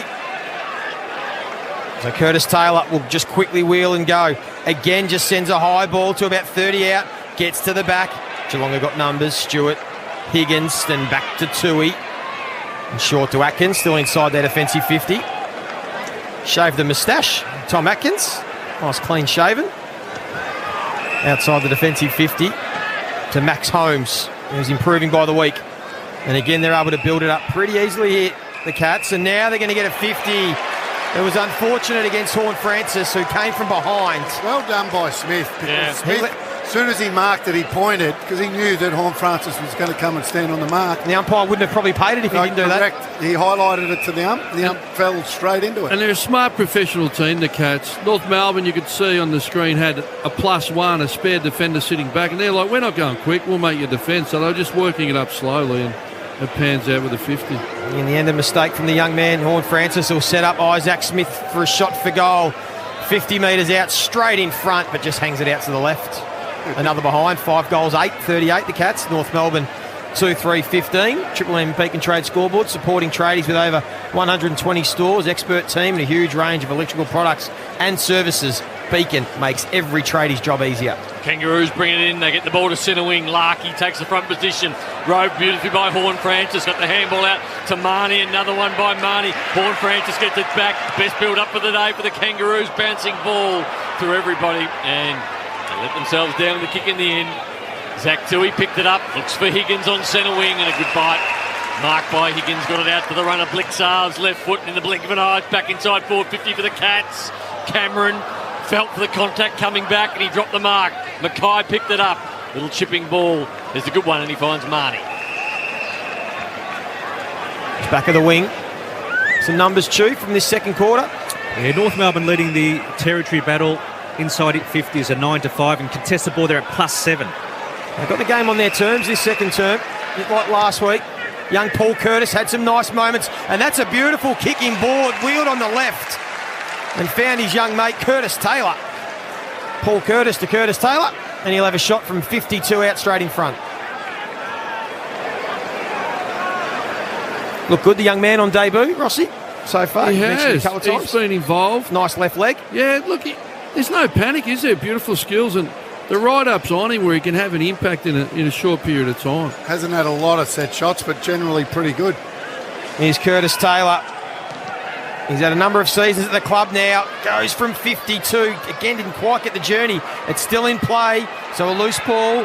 Top of the square. Zeeble threw the body forward. Looked for the free kick. Umpire didn't pay it. Ball up. 10 out from the Kangas goal. They're interesting, North. When that real intensity comes off, they work into it. So there's maybe something for like Zeeble with his big body in Q1 just throwing his weight around until the game opens up to get the youngsters in there. Ball up. Zerha just tried to ram his way through, but he was met by Blixarves and Stewart, and they took him to the ground. Umpire's going to elevate it again, 15 metres out from the Kangaroos' goal. Goldstein will do the ruck work. Smith in the pocket, underground handball. Atkins is there, but the ball bobbles out of bounds on a boundary throw-in. Pretty much around the same spot. 15 metres out from the Kangaroos' goal. Winning inside 50s this quarter, Ash. Yeah, there certainly are. Entries are 10-5 North's way. But a few balls not carry the distance, so the flight and the footy at the moment not quite there for a couple of players. Stoppage. The Cats run it out through hands. Duncan got it out towards Close at half back, kicks to half forward, elevating as Stanley did it nicely, but you look up and he's got nothing ahead of him, so he has to just slow the ball down. He goes with a lateral ball towards Guthrie. Now they finish up with Close from 45 and the lead from Cameron. The kick wasn't good from Close. Probably should have kicked the goal in the end, but went for the pass. Had the right idea, just had to have a little bit more depth on it. A slick ball movement, wasn't it, by the Cats? It's well chopped off by Flynn Perez, who goes wide outside defensive 50 to Josh Walker.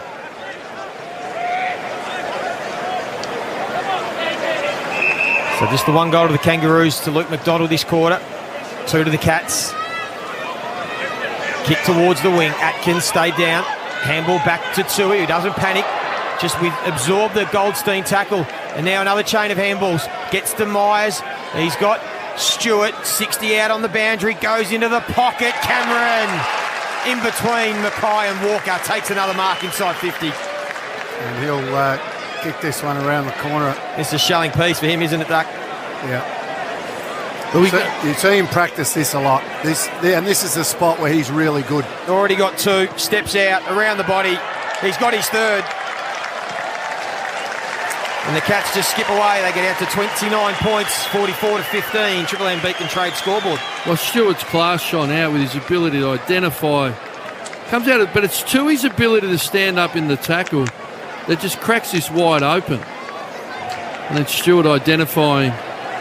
The handball's been slick, hasn't it? Normally when you see clubs doing that, you think the pressure's not good, but North Melbourne's pressure's actually been okay. Geelong's handball has been elite. And they've had, spot on. And they've had the extra number there to dish it off to, so their work rate's good. And to be honest, in perfect conditions, that's how it should be. They have been very clean with their hands, the Cats, there's no doubt about that. And they've already taken 5 marks inside 50. They average 16 per game. The Kangaroos have taken the 1. I think the problem is they've been so efficient, the Cats, when they do go forward. Early they're going at like 80%, and North have dominated the quarter without scoring a lot, and Geelong have just looked a lot more dangerous. Beacon Trade scoreboard, supporting tradies, over 120 stores, expert teams and huge range of electrical products and services. Beacon made every tradie's job easier. 29-point lead to the Cats on the Beacon Trade scoreboard. They're going to go forward again. Selwood, he's got a runner from half back. Blixarves looks up from the point of the square, pumps it in to the top of the square, getting back with numbers. Cameron, he's going to get a free kick. Jeremy Cameron, that's against him on this occasion. And old Feathers Walker will get the free kick. What is their efficiency, Chew, this quarter? The Cats inside 50. 8 entries for 3-1, 50% scoring efficiency. Walker walks it out and then kicks it long. Atkins, though, wants to bring it back in, and the leads come And Jeremy Cameron just said, get out of my way, I'm coming through. There was two of them who could have taken it, him and Stengel, and he almost knocked Stengel out of the way to mark it. He smells a bag here. He smells a bag. What's he lining up for? Chewy's fourth. Yeah, fourth mark inside 50 as well. Jeremy Cameron, this is for number 4. 8 disposals, 5 marks, 40 out. Brings it back, right to left, hits the post. He's got burn marks all over him, Stengel, or an elbow to the head. So 45 plays third, 15, an even 30-point margin. Aiden Court will do the kick in. Goes towards Larkey and De Koning. A couple of youngsters going at it this afternoon. Good matchup. Atkins, a couple of good minutes. Gets it inside 50. Stengel pounced on it. Gave it to Jeremy Cameron again. He goes for goal this time. Got his fourth. He owes Stengel a second one. Looking after him. And he's starting to break this one open. Jeremy Cameron. Geelong 7-9-51. North Melbourne 2-3-15. Triple M Beacon Trade scoreboard. Supporting tradies with over 120 stores, expert teams, and a huge range of electrical products and services. Beacon makes every tradie's job easier. Well, it's the fumble. It's a fumble in the contest. North Melbourne had hold of the ball, but I think it's a time for a change here. Don't let him get goal side, Ross. Don't let him. I think it's number 19, Walker, because Aiden Cork can really defend one-on-one, and McKay's a young up-and-comer. I think you've got to change this matchup because he's ball-watching, letting him out goal side, and he just... I think it's time to make the change. With actual the speed, isn't it? His leg speed. Well, you can't ball watch because he just gets out on you. You've got to check him, stay goal side. Made the call's gone to him now, Duck, I think. I think they've got Triple M on in the box and they all do, Duck. If they haven't, they need it on, Duck. David Noble just flicked it on and said, I'm taking Ross's advice. I'm going to get him off, Feathers Walker. But it's hard because they've fought hard for the first 10, 15 minutes of the quarter, haven't they? They dominated entries and just didn't get rewarded. And the Cats, as they've relented, have just opened them up like a can of worms. Jeremy Cameron has 4, definitely smelling a bag. Ball in the pocket. I don't know about this play from the Kangaroos. They're going from one side to another, slender defensive 50 to Feathers Walker. Not a great kick. Just got over the top for Marnie. Taron Thomas was looking for a long sweeping handball, but then stepped back in and got it to McDonald, whose kick was good to Larkey. Larkey went to ground though. Opportunity now for the Cats. Atkins' handball was good. The ground level was Guthrie. Bostovalagu, his handball was okay. Got out the back towards Simpkin. Simpkin on the run. Good chip, good pass. And the young man's got it again. Curtis. Oh, they eventually got out. Should have been turned over just by that chip. But invariably they were clean enough. And this young man, another shot at goal, third shot. Well, he knows where to find the space, doesn't he? He's reacted quick to the turnover, ducked back into the space. I love it from Simpkin, unselfish, classy play. He got a good record in Tasmania to Simpkin. And this young man had a couple of opportunities already. One miss, one didn't make the distance. Left foot drags it, missed. Still getting the footy though, the young man. He'd have to be happy with his output so far. He'd love to hit the scoreboard, but he's on the end of it. 51 plays, 16. Cats still in control. Kick goes wide at Kolajasny. Inboard to Atkins. Some of the big ball winners, Chew-Man, in this game. He's had 8 touches. Luke McDonald and Davies Uniacke have racked up the 12. Tui 17 for Geelong. And now here's O'Connor. They switch the ball, half back. Got a bit of time to run. Finds Stanley, who's taken Goldstein forward a couple of times. Taking some marks. Pops it towards Hawkins. Well done, Harry Mackay. Ben Mackay, I should say. Gets a good fist in. Curtis. Handballs to Goldstein. Gets it back. Paul Curtis. Now another chain of handballs. This is a good build-up by the Kangas. Simpkin just couldn't quite take it cleanly, and it was well done by Sam De Koning. Came off his man, and the Cats turned it over off half-back, and it's with Holmes, who goes wide to Duncan. He's got a fair bit of space. Toyota logo. Brad Close has got even more space. And then over the top to Stengel, who had plenty of space, and they do it easily, and he'll have a shot from 30 out on the boundary. So the difference in that passage, Kangaroos, good play. Last handball misses the target. Pressure from the Cats, and then the Cats go to the other end of the ground. So just that miss handball, that's all it is. It breaks the whole chain and ball movement down. Just invited the pressure. Cats turned it over and then went coast to coast. So Tyson Stengel hit the scoreboard today. He's going to go the banana from about 40, just inside the boundary. Didn't quite get it well enough, kept it skinny. Through from behind, 7-10-52, North Melbourne 2-4-16. Caitlin Barry, Bob Jane T. Marks. Yeah, Mark Blitzarves is just in the hands of the physio with some concerns around his neck, the back of his neck. He's getting some work now with the physio, but one to keep an eye on, another thing the Cats will want to take a risk with. So looking for Zerha from the kick out, fisted away, and the ball's out of bounds. The boundary throw in. The little things that if you're going to kick a banana or a check side from those positions, don't give the goal away. If you're going to miss from the other, you miss the other side. So what, the far post? The far post, not correct. The near post where like you're if you're going to miss as a right footer, you miss to the right. Advice. Yeah. Yep. Feel tough Aussie conditions when it comes to heating. Ask your plumber to install a ream. And the ball at half forward for the Cats. Taylor was good. The ball out to Davies Uniacke, but then he sold his teammate under pressure. And he's wrapped up. He'll have a ball up. That man was Greenwood. Two choice hotels around the grounds. Where are we going later today? What are the two games this afternoon? Q Clash, Gold Coast Turkey on Brisbane at Metricon. Then we've got Richmond versus Melbourne at the MCG. Joey, be a beauty. Need a break? Book direct and save at choicehotels.com. This has been a free kick. What happened there, Duck? Triple M Harvey Norman replay. I think, Duncan it's going to be 50 for sure. Should have been 50 before that anyway, because we got told that you weren't allowed to do that sort of stuff, which is just slowing the play down. Duncan was trying to and succeeded, but then went too far. Yeah, pulled Curtis Taylor down to the ground, so it'll get him to the point of the square. Curtis Taylor, there's a lot of numbers back, so he kicks it into the pocket. Atkins did it easily, stayed down at ground level, and they've got numbers everywhere, Geelong. And they flick it around by hand. Buse able to step around an opponent pretty easily and then goes to the wing, and Duncan makes up for the 50 with a strong contested mark.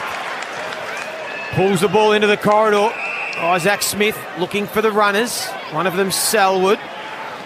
Next to the centre circle, short to Guthrie. I feel like they've got a bit of open space here, the Cats, although he's just forced to slow it up momentarily, and then he went looking for Hawkins, but well done, Mackay took the mark and quickly gets it moving.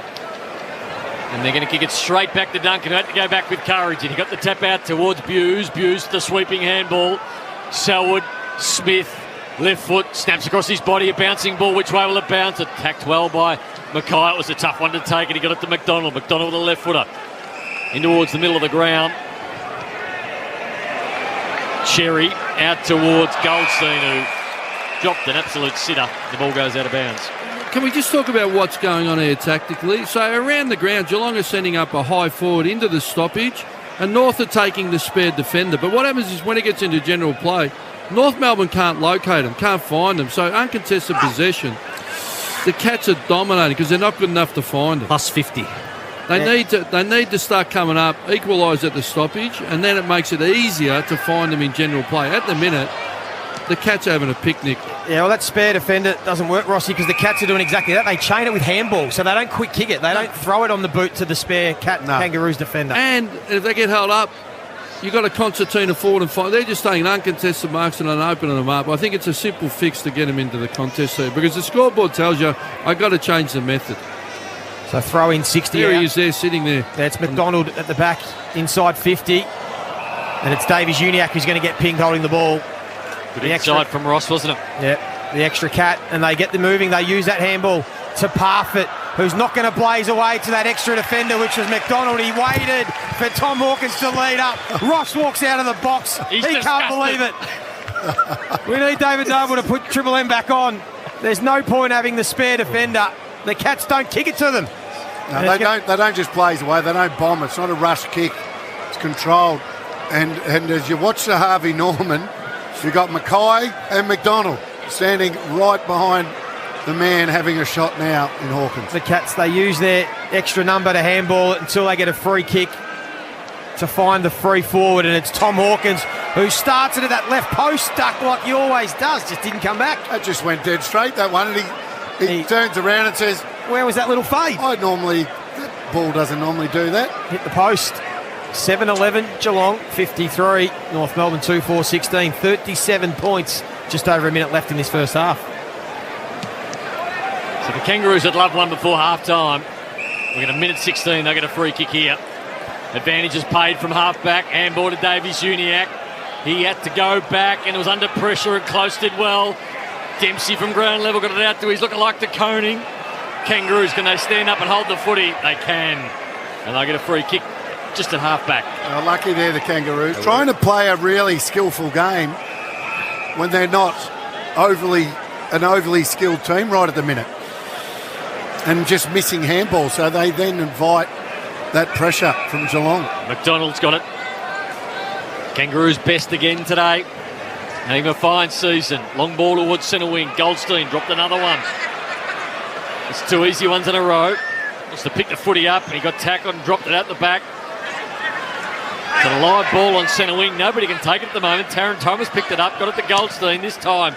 Took it cleanly. 20 seconds to go. Long ball, bouncing ball inside forward 50.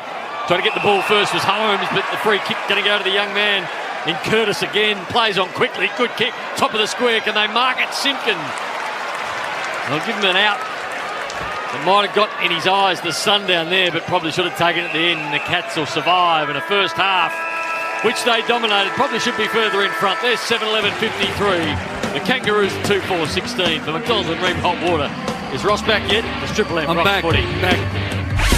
That quarter for Beacon Trade, supporting tradies with over 120 stores, expert teams and a huge range of electrical products and services. Beacon makes every tradie's job easier. For Ream Hot Water, Triple M rocks footy. built tough for Aussie conditions. When it comes to water heating, ask your plumber to install a Ream. Triple M is your home of the Marty Sheargold Show. The head of South Korea's Olympic delegation has promised 2 Winter Olympic gold medalists fried chicken for life. It has been described as a chicken pension and short track. I want a chicken pension. Short track speed skaters Hwang Dae-han and Choi Min-jong were promised free chicken until they reach 60 years of age. Oh, come on, give them chicken for life. They should be called chicken till you're 60. The Marty Sheargold Show. Weekdays from 6 on Melbourne's 105.1 Triple M. There are people who prefer chicken McBites, others McNuggets, and some McPieces. But thanks to the spicy, sticky barbecue sauce within the Chicken Deluxe Share Pack, all three have common ground. Chicken and Maccas, together and loving it. Ba-da-ba-ba-ba. Available after 10:30am for a limited time only. Doctors without the waiting room. That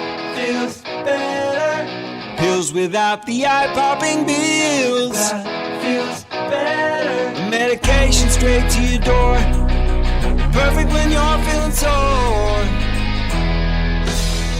Rosemary feels better. For our online doctors and pharmacy, go to rosemaryhealth.com.au. That feels better.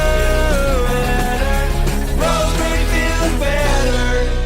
2022 is for Can-Am off-road living. The Can-Am Maverick X3 took the podium at Dakar 5 years straight. Now it's your turn to take the lead with a weekend toy that's as tough as you. Anywhere you ride, the Maverick X3 is tougher, faster and more agile than ever. The Can-Am Yellow Tag sales event is now on with up to $2,000 off 2021 and prior Can-Am Maverick X3 models, but only until April 30th. Visit Melbourne, Sea-Doo and Can-Am or go to melbourneseadoo.com.au for more details. Build your new deck the smart way with SpecRite Merbu decking. Now available pre-oiled and ready to use, SpecRite Merbu makes the job easy and is perfect for Aussie conditions.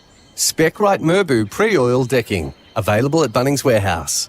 G'day, it's Scott Phillips here from the Good Oil Podcast. Get ahead of the curve and learn all about blockchain with a special episode of The Good Oil, brought to you by TAFE Queensland. Blockchain is really affecting a lot of different industries. It's really critical for people to be upskilling themselves in this area to make sure that they're staying ahead of the curve. You can listen to this special episode of The Good Oil on the Listener app now and wherever you get your podcasts. Thanks to TAFE Queensland, you define your greatness. Listener. These school holidays, discover the very best Australian football stories inside the Australian Sports Museum at the MCG. Kids can run, jump, kick and win prizes, plus get up close and personal with the D's 2021 AFL Premiership Cup. Visit australiansportsmuseum.org.au. Cost of living to surge for Australians. Households set for higher power bills. Victorians who rely on gas face the threat of price rises. Worried about your winter gas bills? With Tango Energy's gas price lock, you can get our lowest gas rates locked in for 12 months. Because a little relief goes a long way.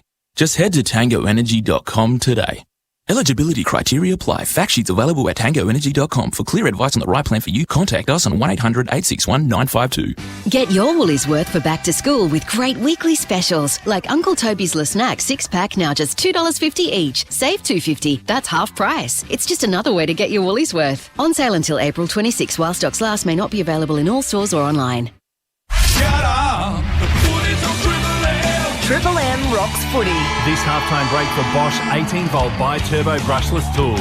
One battery, corded power, backed by a 6-year warranty guarantee. McDonald's and Ream Hot Water. Triple M rocks footy. Half-time, Blundstone Arena. North Melbourne taking on the Cats. And at Geelong, well and truly in control of this one. They lead by 37 points at half-time. 7-11-53. North Melbourne 2-4-16. They led by 17 points at quarter time, did Geelong. Jeremy Cameron has kicked 4 goals. Tom Hawkins got 1. Guthrie's got 1. Brad Close has got 1 for North Melbourne. Hugh Greenwood kicked the only goal in the first term. And Luke McDonald kicked the opening goal of the second term, but that was it. Then the Cats kicked 4 straight. Lee Montagna here with Ash Chua and Ross Lyon. Man, before we get Ross's thoughts on that first half, what are some of the numbers? Well, North, their last 6 matches coming into today against Geelong had only averaged 22 points and a half. Well, today the halftime score at 2-4-16. But the positives for the Kangaroos, their pressure in the midfield. They've been ranked 18th this year, going at 170, 191 today. But Geelong are at 208, and they've had 42 more touches in the midfield as well. They're dominating the territory, 33-20 in terms of entries. They've racked up 9 marks inside 50 to North Melbourne's 2, and they've scored 5-7 from turnover to the Kangaroos' 2 behinds. Just some leading ball winners. Zach Tui, he's already picked up 21 disposals. His PB is 36. Cam Guthrie, 17 touches and a major. Smith and Selwood, 15 disposals each. Selwood, you can throw in 6 clearances. Jeremy Cameron with 4 goals and 10 touches. And for North, McDonald and LDU, 14 disposals each. McDonald with a major. And the first gamer, Joey in Paul Curtis, 8 disposals, couple of marks and 3 behinds. He unfortunately hasn't hit the scoreboard yet, 3 behinds, and tried to set up a couple, so he's having a good first half. This is, of course, the halftime break for Bosch Power Tools. Bosch 18-volt bi-turbo brushless tools. 1 battery, corded power, backed by a 6-year warranty guarantee. Ross Lyon, just before halftime, you gave us a great insight into what was happening in the game with the setup and the tactics. Can you just run us through it again and why Geelong have got this lead? Well, really simply, just watching it over a period of time, and, you know, you watch on the replay, Geelong simply is sending up a forward into stoppages and around the ground, and North are electing to not go with him. So in our speak, it gives them a +1 in defence. But what it should be is a transitional +1. It's good to be there from the stoppage, put pressure around the stoppage, dump kick comes out, you mark it or contest it, pick it up. You should be winning those contests and go. And then, but once it goes your way, you should be pushing up, squeezing up, locating one and numbering off. But what it looks like, there's been a couple of instances, the North midfielders, as Chu said, have put some pressure on and dump kick comes out, but they don't get near the contest. And then, so that's ineffective, or they don't pick it up. But more importantly, when Geelong get the ball around the stoppage or the contest, as you said, they're electing to find that spare. So they know the spare's there, so they're taking the heat like Tui, standing up and dishing it off, and then they're finding uncontested marks and switching the ball. And I've seen it on numerous occasions where, and the numbers tell you, so the contested ball, they're only -9, so they improved, right? So, but the uncontested ball is 86 v 131. That's -45. So in my speak, I'd say, boys, we can't find them. You're not finding them. So the tackle numbers are 24 to 33. That's not an attitude thing. That's their ability to find the spare player. Geelong are very well drilled at finding the spare, their advantage, isolating the advantage. And we could pull up numerous plays. So I think David Noble's got to say, well, boys, the scoreboard's telling it's not working. The numbers are telling us uncontested ball. The clearances are even, but when they get the ball, we're not getting it back off them. So, you know what, I'm going to give you a chance to compete. We're going to give you a chance to shine. No more drop-off. Come up and... Now, does he have to go into the stoppage with him? No. So he can just sit off on the 45 in the corridor for a handball out.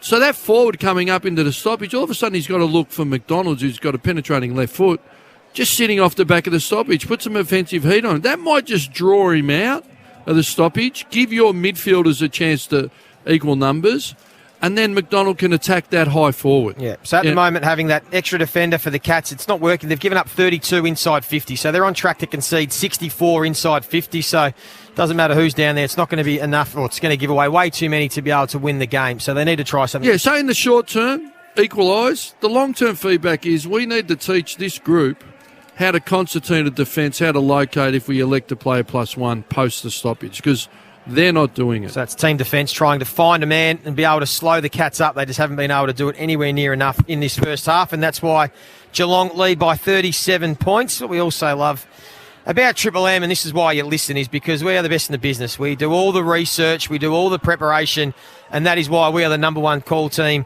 out of all of any station. So the halftime Amy Clanger, who covers Clangers on and off the field, Amy does. And this is why Nathan Brown is the best. This is what he brings to the table week in, week out. He does his research, he does his homework, and Tex Walker, well, he loved it.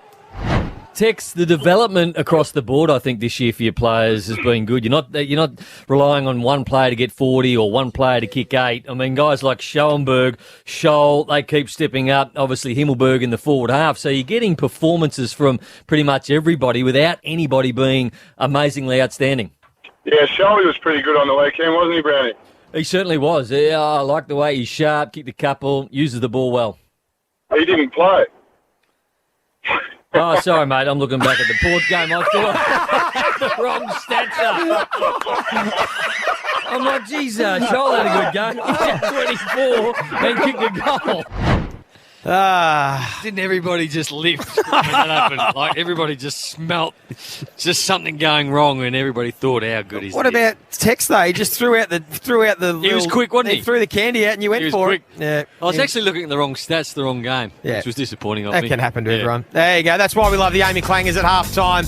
It's Geelong leading by 37 points. Jeremy Cameron looks like he's ready for a big bag. He has 4. Stay with us, plenty more at half-time. Duck and Nate Brown to take us through the rest of the weekend for McDonald's and Ream Hot Water. Triple M rocks footy. That halftime break for Bosch 18-volt bi-turbo brushless tools. 1 battery, corded power, backed by a 6-year warranty guarantee. For Ream Hot Water and McDonald's. Triple M rocks footy. Shut up! The footy's on Triple M! Straight after this game, Triple M continues to rock footy. Thank you very much. Join the Temper Mattress call team for the Suns and Lions. For Ream Hot Water and McDonald's, Triple M rocks footy. The Chicken Deluxe Burger at Macca's. Tender Aussie chicken in a crunchy coating with melted cheese, tomato and aioli.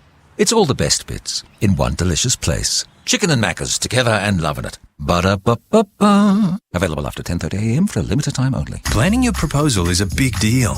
You want to get it just right. Your favourite restaurant? Bubbles, of course. And what's that? They're playing your song.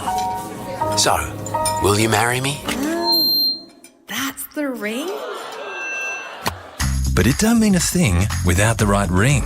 The Diamond Guys. Diamond experts, so you don't have to be. Go big at Vodafone and get 40 gigabytes of data for just $40 a month. That's plenty of data to stream, share, and do more of what you love. And don't forget, you can pair this amazing plan with one of our great value 5G phones. There's never been a better time to upgrade. Why wait? Get into store or go online and connect to Vodafone today. Offer available until withdrawn on our Lite Plus plan. Our 5G network is rolling out in selected areas and major cities. Check website for coverage. T&Cs apply. To send our petrol prices skyrocketing. Heating bills are set to surge. And of course, gas prices are on the up. Are winter gas bills on your mind? With Tango Energy's gas price lock, you can get our lowest gas rates locked in for 12 months. Because a little relief goes a long way. Head to tangoenergy.com. It only takes a few minutes to sign up.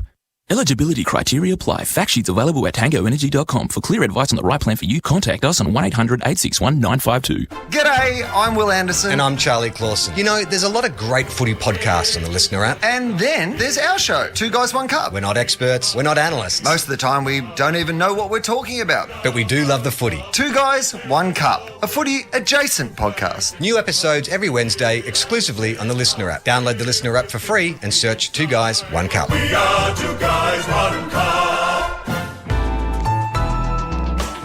Listener. Here's a tip for the listeners out there. When life gives you traffic, cash in on it with Uber. Sign up to drive or deliver and start earning whenever and wherever you like. You could be earning with Uber. Visit uber.com today. Shut up! The footy's on Triple M! Straight after this game, Triple M continues to rock footy. Thank you very much. Join the Temper Mattress call team for the Suns and Lions. For Ream Hot Water and McDonald's, Triple M rocks footy. Melbourne's Triple M, the home of the Marty Sheargold Show. Live weekday mornings from 6.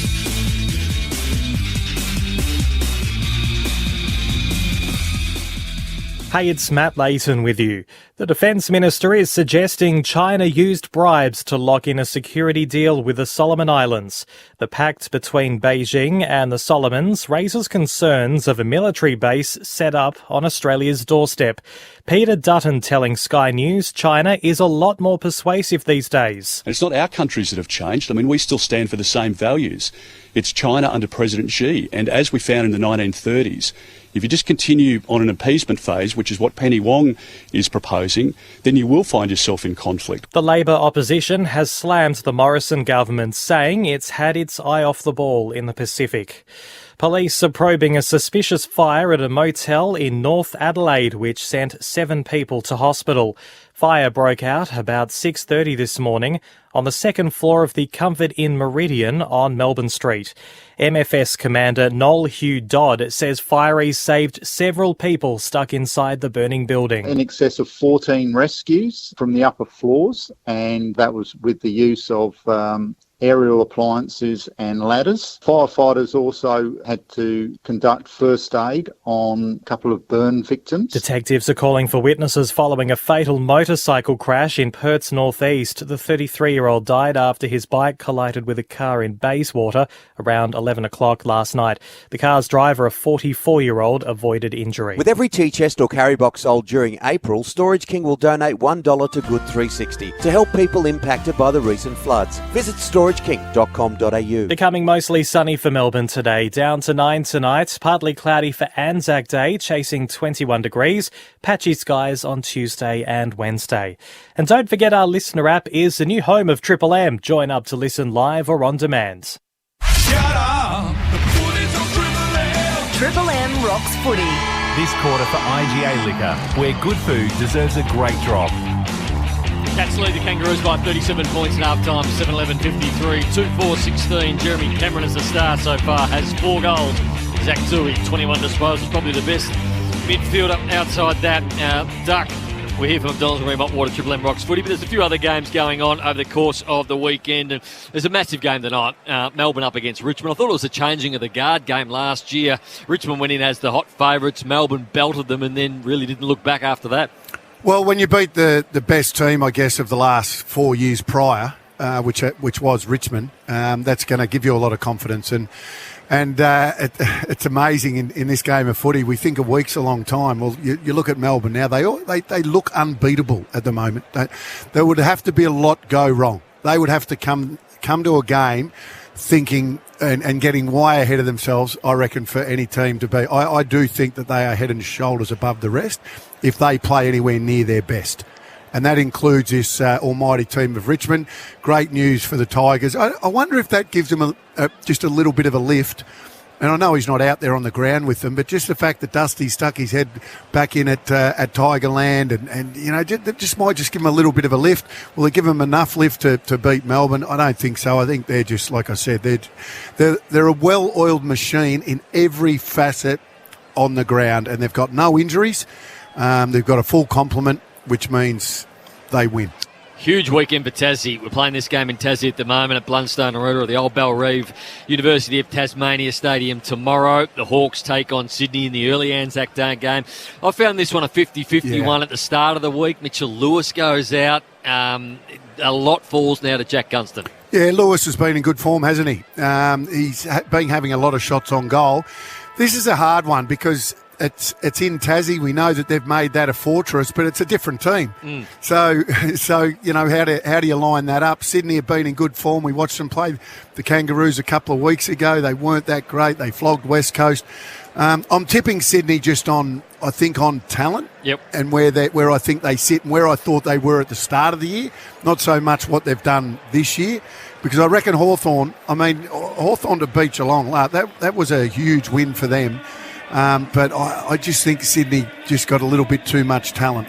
And then the normal Anzac Day game, Collingwood up against Essendon. Essendon playing all sorts of games, naming Stringer and also Zach Merritt. One might play, two might play, who knows? But at the moment, one of them, I think it was Stringer, trained away from the main group yesterday, so who knows what's going on, Duck? Well, how do you work that game out? Well, the Bombers have been putrid, let's be honest. They have been abysmal in Merritt trained away from the group. Yeah, and whether they come back in, Merritt probably won't if Stringer does. How fit is Stringer? We know Stringer has to be, tightly held, so to speak. He's missed a bit of footy, so how much training has he got into himself? How much value will he be?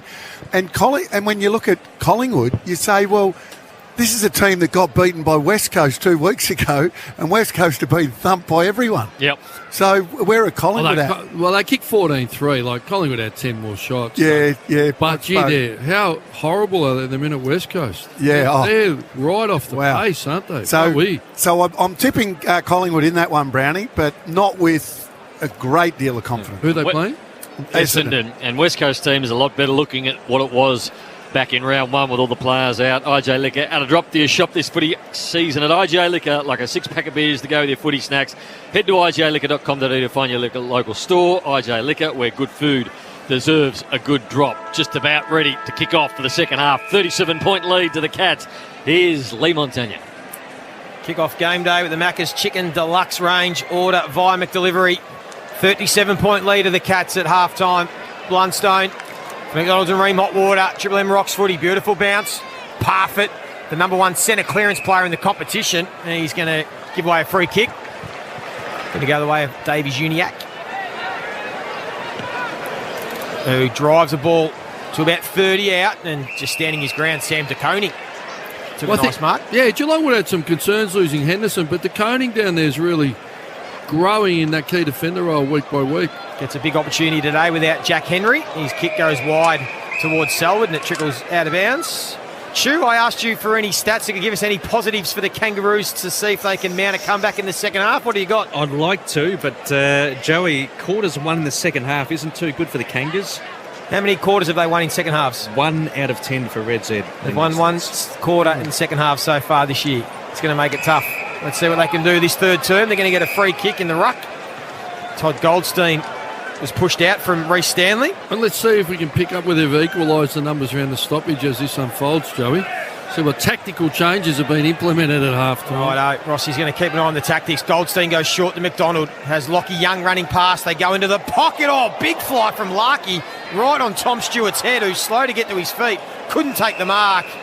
Tom Stewart's still down and will have a ball up 30 out. Knee directly to the back of the head. Well, Stewart be saying to young De Koning, can you just keep him off me a little bit? It's the role Tom Stewart plays. He gets that free spot and the free kick. Didn't go the way of Cam Zurhart. So high tackle on Cam Guthrie. And they're small things, but, that's what you want from Larkey, isn't it? You want that attack, and then they get a stoppage, and Zurhart draws a free kick. But it sounds small, but it's big, isn't it? That physical presence. It is. So Zurhart just inside the boundary line. Wrong side for a right footer. He's going to go the drop punt. Bit more space than I thought, actually. He was about 10 metres inside. He kicked it straight through the middle. So perfect start for the Kangaroos in this third term. Cam Zurhart gets his first. And the Kangas, they get their third. They go to 22. Geelong 53. That's all thanks to IGA Liquor. We're just having a look at the Harvey Norman, and just came through with a little bit of speed. That's the one thing he'll never be accused of not going at the footy. Well, I think that's a great point, Duck. Like his momentum, his speed, striking the ball has drawn the high tackle. You're right, he's a hard attack on the ball player. Particularly in the modern game, he stands out. Some comparisons with Glenn Archer. There's some similarities the way he goes about it. I think when Reece Shaw was coaching, he was a Reece Shaw favourite, the way he attacked the ball. So first goal of the second half to the Kangaroos through Zurhart. 31-point lead to the Cats. Bounce in the middle for McDonald's and Ream Hot Water. Triple M Rocks footy. Guthrie paddled it out, gave away that free kick that resulted in the last goal, and Goldstein picked the ball up and boots it inside forward 50. Marks needed. Fist comes from Kolajasny at the back as Larkey couldn't sit. Wants to get his left now. Judds around on his right and just took too long. Big Nick Larkey. Looks like he was turning the Queen Mary on that stage. But that's the Goldstein we've all come to know and love, hasn't it? Like ruck work and then some spread and driving into the forward line. Blitzarves from the back pocket towards that man Goldstein, and Stanley gets through the back. Myers won it, had Selwood running past who gets a risky kick into the corridor. Luke McDonald picks that off and wants to get it moving quickly because he has players queuing up in the corridor. One of them, Simpkin,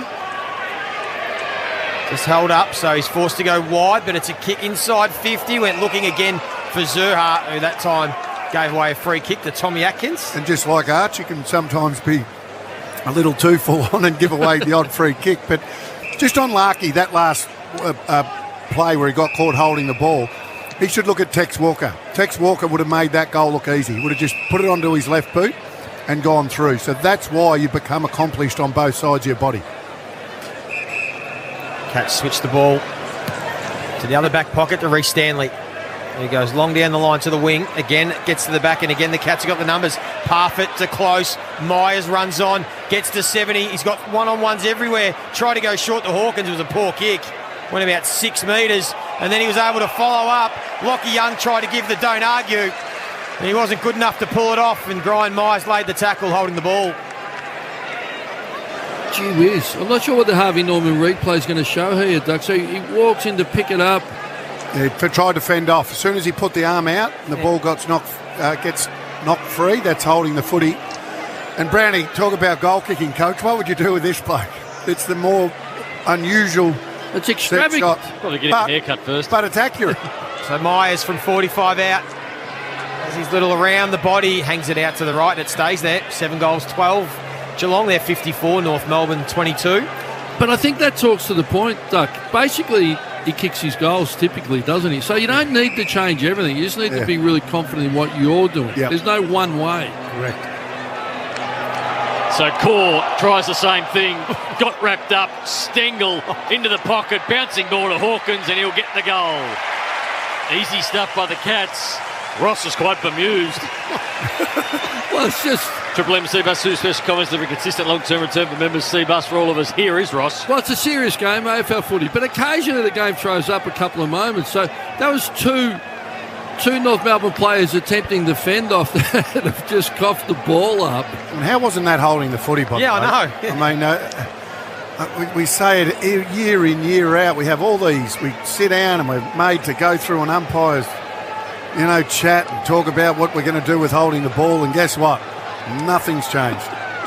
But the real point of having defend is you should have teammates there in support, working hard, so you don't have to fend off in defence as much as they've done in the last minute or so. But it's also a skill to have a fender. Like, some players can't fend. I couldn't fend. There's some Dusty Barton. They're guys that can... The Duck was a fender. Brownie was a fender. I'm not sure Brownie was a fender. Yeah, were you? I was a dodger. But if you can't fend, you shouldn't be trying it. 2 in a row. So a ball up in the middle. David Campese step.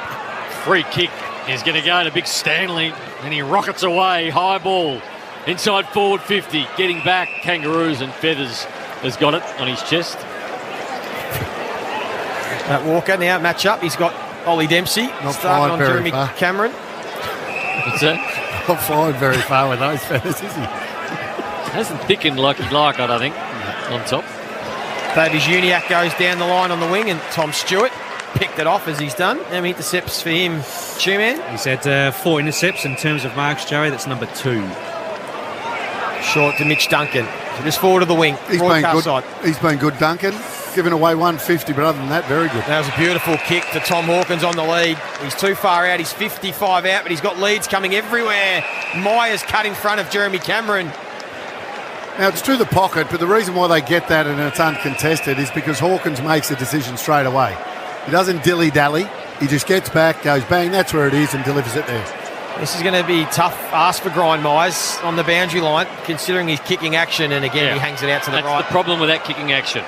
Correct. If he gets the ball on that side, similar to what Mackay's doing at the moment, you can't bend it back enough and it has to be perfect. So describe it, Brownie. What does he do? So he hangs it out and he runs right, a little bit like Lance Franklin used to do, run all the way out to the left. There's turnover, fisted away, Cats with an opportunity, quick handball, and the young man kicks his first goal.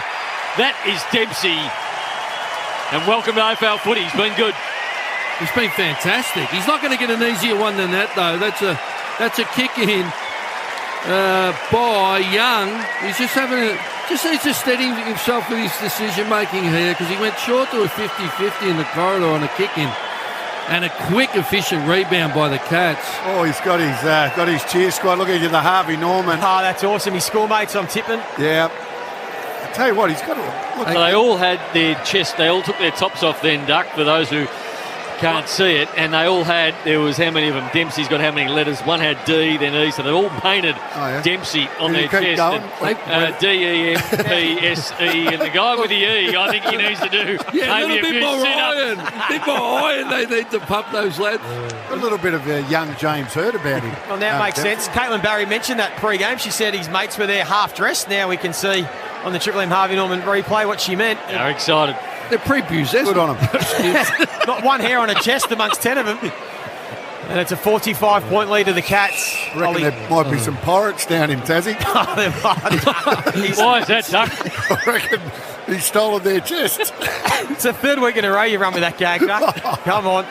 Now the kick goes inside 50. Hawkins in a one-on-one against Mackay. Takes the mark. 40 out straight in front. Well, we didn't know who you're hitching your caravan to, because I got some feedback during the week that Duck's humour, who's working with it, because it's starting to hit the mark. He might have a rider. I was going to hitch my caravan. Who's your rider, Duck?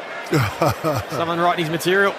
Now, we'd seen with the Hawk, the one thing that he hit the post before and it went dead straight, Brownie. So will he just adjust it that little bit, maybe aim a little bit more towards the middle? Guns for his third goal, 50 out, directly in front. Just starts it slightly to the left and then it fades back straight over the goal umpire's head.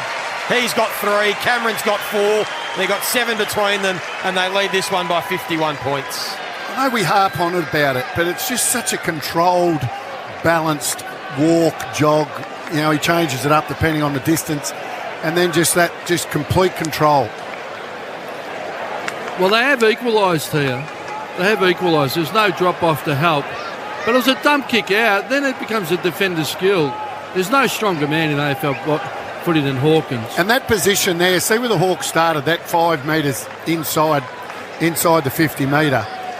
That was started because of that quick kick. So Senar Ford used to start up on the line and run in. I remember way back in the early 90s, I thought sit back there, because then that quick kick doesn't go over your head like it often Rocky's did. Little pop gun down in the middle. Well, I think I had something to do with it, Brownie. For McDonald's and Remont Water, Triple M Rocks footy. And perfected it. Well, Dermot used to come in off the line. Correct. Holmes, growing as a player. Dempsey, to get a free kick, and he does. Feathers all over his back. On the point of the square goes Dempsey. Hair flowing in the breeze. It's a very blonde. Not even peroxide, that's just natural blonde. Inside forward 50, not a good kick though. Mackay read it well. I feel like the hair's triggered some pleasant memories for you, Brownie, just taking you back to your glorious... It was lush and it was thick, Ross. And it was fleeting. I should have used that shoestring style they got at the moment. I just went with a ponytail, which I think was probably a wrong move looking back at the photos now. Stewart took another intercept mark. He's also got the blonde locks and the I'd concur headband. with that. That kick was picked off. Went looking for Hawkins, picked off by Kane Turner. So the Kangaroos will work it out of defence. McDonald, Scott and Core. Although the umpire said not 15, so they've put themselves under pressure here. Handball to Luke McDonald. Horn Francis, been a bit quiet. Goes from the back of the circle, has a player in space. If it sits for Curtis Taylor, he can straighten up and go for goal. He tried not to, he wanted to be unselfish when looking for Zeeble. Larky got in the way. Handball missed the mark. Cats have got plenty of numbers back. We'll get a ball up. Wasn't going fast enough then, Taylor. Just casually strolled to that one, didn't he? Put himself under pressure. So ball up, 30 out from the Kangaroos' goal. They trail by 51 points. Zerha got the first of the quarter and they've conceded 3 in a hurry. Two-man. Yeah, scores from turnovers, Joey. Geelong 51, North Melbourne 2. 16 scoring shots to 2. Red Z Lending, loans for the self-employed, the two-man. So the ball And the Kangaroos forward half of the ground at the moment. We'll have a ball up. Here's Ross on the C-Bus Supers. Can we dig in a little bit further, Chu, just for our listeners? So, I mean, that's the effect, the outcome. But how many turnovers have each team had? If we look at that, 47 to Geelong, as in they've forced 47 turnovers. Yeah. North Melbourne 36. So it's not too bad. Yeah. So it's your ability to execute once you create the turnover. So Zach Tui does the kicking out, and they got it towards centre wing. Marnie slid in, got it out to Boston Malagu. Back towards Turner, and now Dempsey at the back has a double take and then sweeps a Polyfarmer handball. Beautiful stuff. Stengel on the 50, picked it up, closes to 40, looks at the sticks, and Stengel gets it all the way, almost touched on the line by Scott. And a brush behind. Should have marked that. 74 plays 22 on the Beacon Trade scoreboard. Well, it's looking a little bit ugly here, to be honest, isn't it? Like at 10-14, they could easily be 70 points up halfway through the third quarter. Dempsey, great composure running forward. Lovely reaching out handball. McDonald kicks to a contest, turnover again. Higgins, Selwood, not 15 to Duncan, but he's going to be taken high. He's going to get the free kick on the true centre-half forward. Duck right on the line. About 60 out against young Paul Curtis. Goes short to Selwood. Still too far out. Isaac Smith, charge pass, but it's going to be a 50. The player on the mark took one step over the line, and it's going to put Joel Selwood 3 metres out. Another good game for Joel Selwood, Shoeman. Yeah, 18 disposals, Joey. 6 clearances. Number 1 rated player at the Cats this year at 34 years of age. He was their best player last week in that loss to the Hawks. And he's going to get his first of the afternoon. Love how they're managing him too, giving him a rest every now and then. That's all they've got to do every 6 weeks or so. Give him a week off. Keep him fresh for one more crack at a finals campaign. He gets his first. We'll take a look. Triple M Harvey Norman replay. Duck, just talk us through it when Selwood takes this mark. Yeah, just having a look at the Harvey Norman as we speak. And he's told to stand. Oh, what? Oh, wow. Well, so, where Selwood's taken the mark, the kid, Curtis Taylor's probably stood 1 metre in front of it, wasn't even given a chance to come back. Wasn't given a warning. Wasn't even given a warning or anything. Wow. No, and that's why, boys, watching as many games as I have live over the weekend, I've seen a million of these. Well, that's destroying the fabric of the game. Yeah, that's ridiculous. That. And it doesn't matter because the Cats are winning easily, but that'll cost someone. But it does matter because it breaks North's heart even further. But you're right, it's going to cost someone in a... Yeah, big game, final. So free kick, Horn Francis in the middle. He gets up and runs away. Long ball inside forward 50. Where's Larky? Always flies, and he flies on this occasion. Brought at the ground level. That man Taylor outside of the boot. Can't get it enough. Stewart in the back pocket. Short chipping ball. Finds Isaac Smith. Isaac Smith will mark it. And that's common sense is commonly uncommon, isn't it? You know, like that umpire's just got to go back a metre, which they do every single time. Zach Tui, short ball. O'Connor, another one, moving the footy on. Duncan, been everywhere.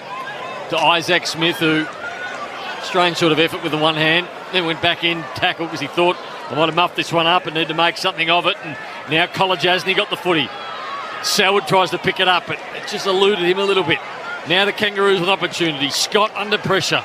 Went to half forward, bouncing ball out the back, and the Cats have got all the numbers again, and O'Connor has a bounce. He goes to the point of the square at half back. Forward handball to Duncan, who had a fumble. He's going to turn it over. No, he did well just to not let Greenwood sweep that up, but he's going to get pinged anyway holding the ball. Some low numbers, two-man in this quarter for the Kangaroos. Jeez, LDU 2, Simkin 1, Greenwood yet to touch the bill. Combined, one contested ball between those three players. Well, it's your starting midfield, isn't it? True, man. LDU, we've spoken about this before. He always has good first halves, and then he hardly ever touches it in the second half. Spot on, Joey. But the competition knows why, because he hasn't got a tank. Hawkins, a long way from home. Back in defence is Tommy Hawkins. Swept the handball to Isaac Smith, who charges off half-back, and then a beautiful kick to Cameron on a lead. Just forward of the wing. Doesn't have a lot inside 50. Well, Hawkins was behind the footy. Yeah, it was Stengel that made some space. Cameron wasn't overly keen to go to Stengel, so he went short to Guthrie, who overshot the kick looking for Isaac Smith. McDonald's handball, partially smothered Parfitt. Horn Francis did well, strong in the contest. Got it to Greenwood, Marnie, and now the Kangas will reload off half-back. Marnie's kick is good too, and he finds Cherry on centre wing. Really well done by Horn Francis. Just clean. Really should have got a free kick for a high tackle, but he just stands out with his cleanness and his execution. Cherry, long ball to the 50. Larkey, 1-2, not paid by the umpire. Ball bobbling around 50 for the Kangaroos. Hughes picked it up, did well, then got the ball out. De Koning from half back towards centre wing. The fly comes from Guthrie, but he wasn't going to go to the top of Mackay. Took a good contested mark right on the centre wing. Mackay, short ball, and he finds Perez.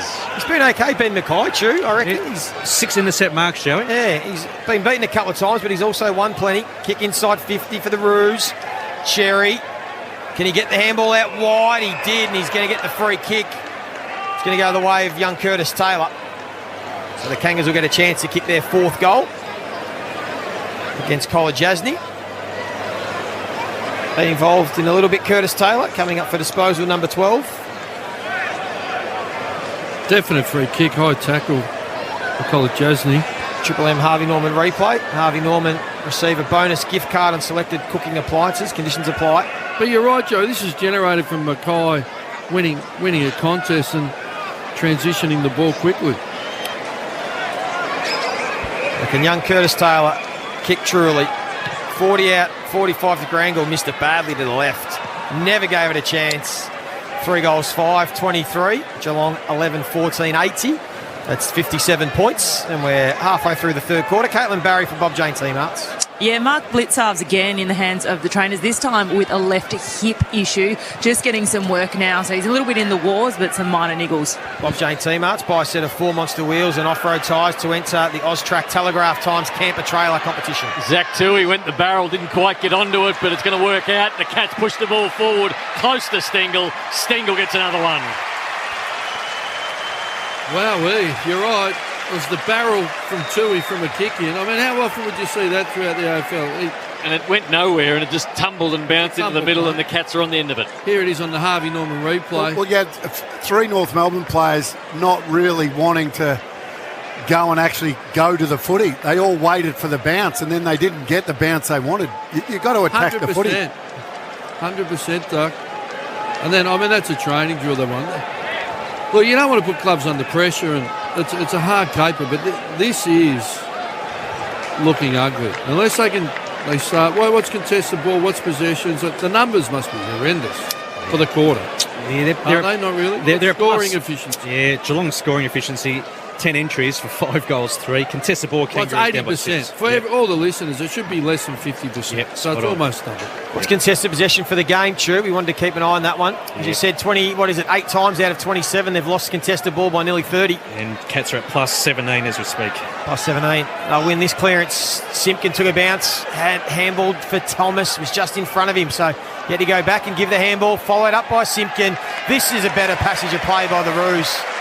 Jai Simpkin always holds his head up high, finishes with a nice goal, and they do get their 4th now. 4-5-29. Geelong 12-14, 86th. Simpkin with his 14th disposal, first goal of the afternoon. But what for the quarter, True? What's he had for the quarter, Simpkin? Jai Simpkin, Ross for Triple M at Red Z. Yep, he's had 3 touches. Right. So he's basically been on ball. The midfield, you called it before, it just shows how critical. So the 3 of them, Thomas and Simpkin combined there, just shows how critical that the engine room just needs to keep generating opportunities and supply for your forwards and protect your back line. And Uniacke, what's he had today? He's only had in this quarter. 4 touches. Yeah. Simpkin's been a bit down. He's a Tasmanian specialist. The last 5 games he's played down in Tassie, 29, 30, 31, 31 and 30. But today, and not as good. Noble keeps sticking with him. It's just a little bit, just share the load. You know, can McDonald get on ball? Can Zeeble get on ball for a patch and just mix it up, share it up? Atkins wins the ball at half-back. He'll be right up there with their best and fairest award at the moment for the Cats. He's been brilliant at half-back, and the Cats will get a free kick through close. Gives it off to Selwood.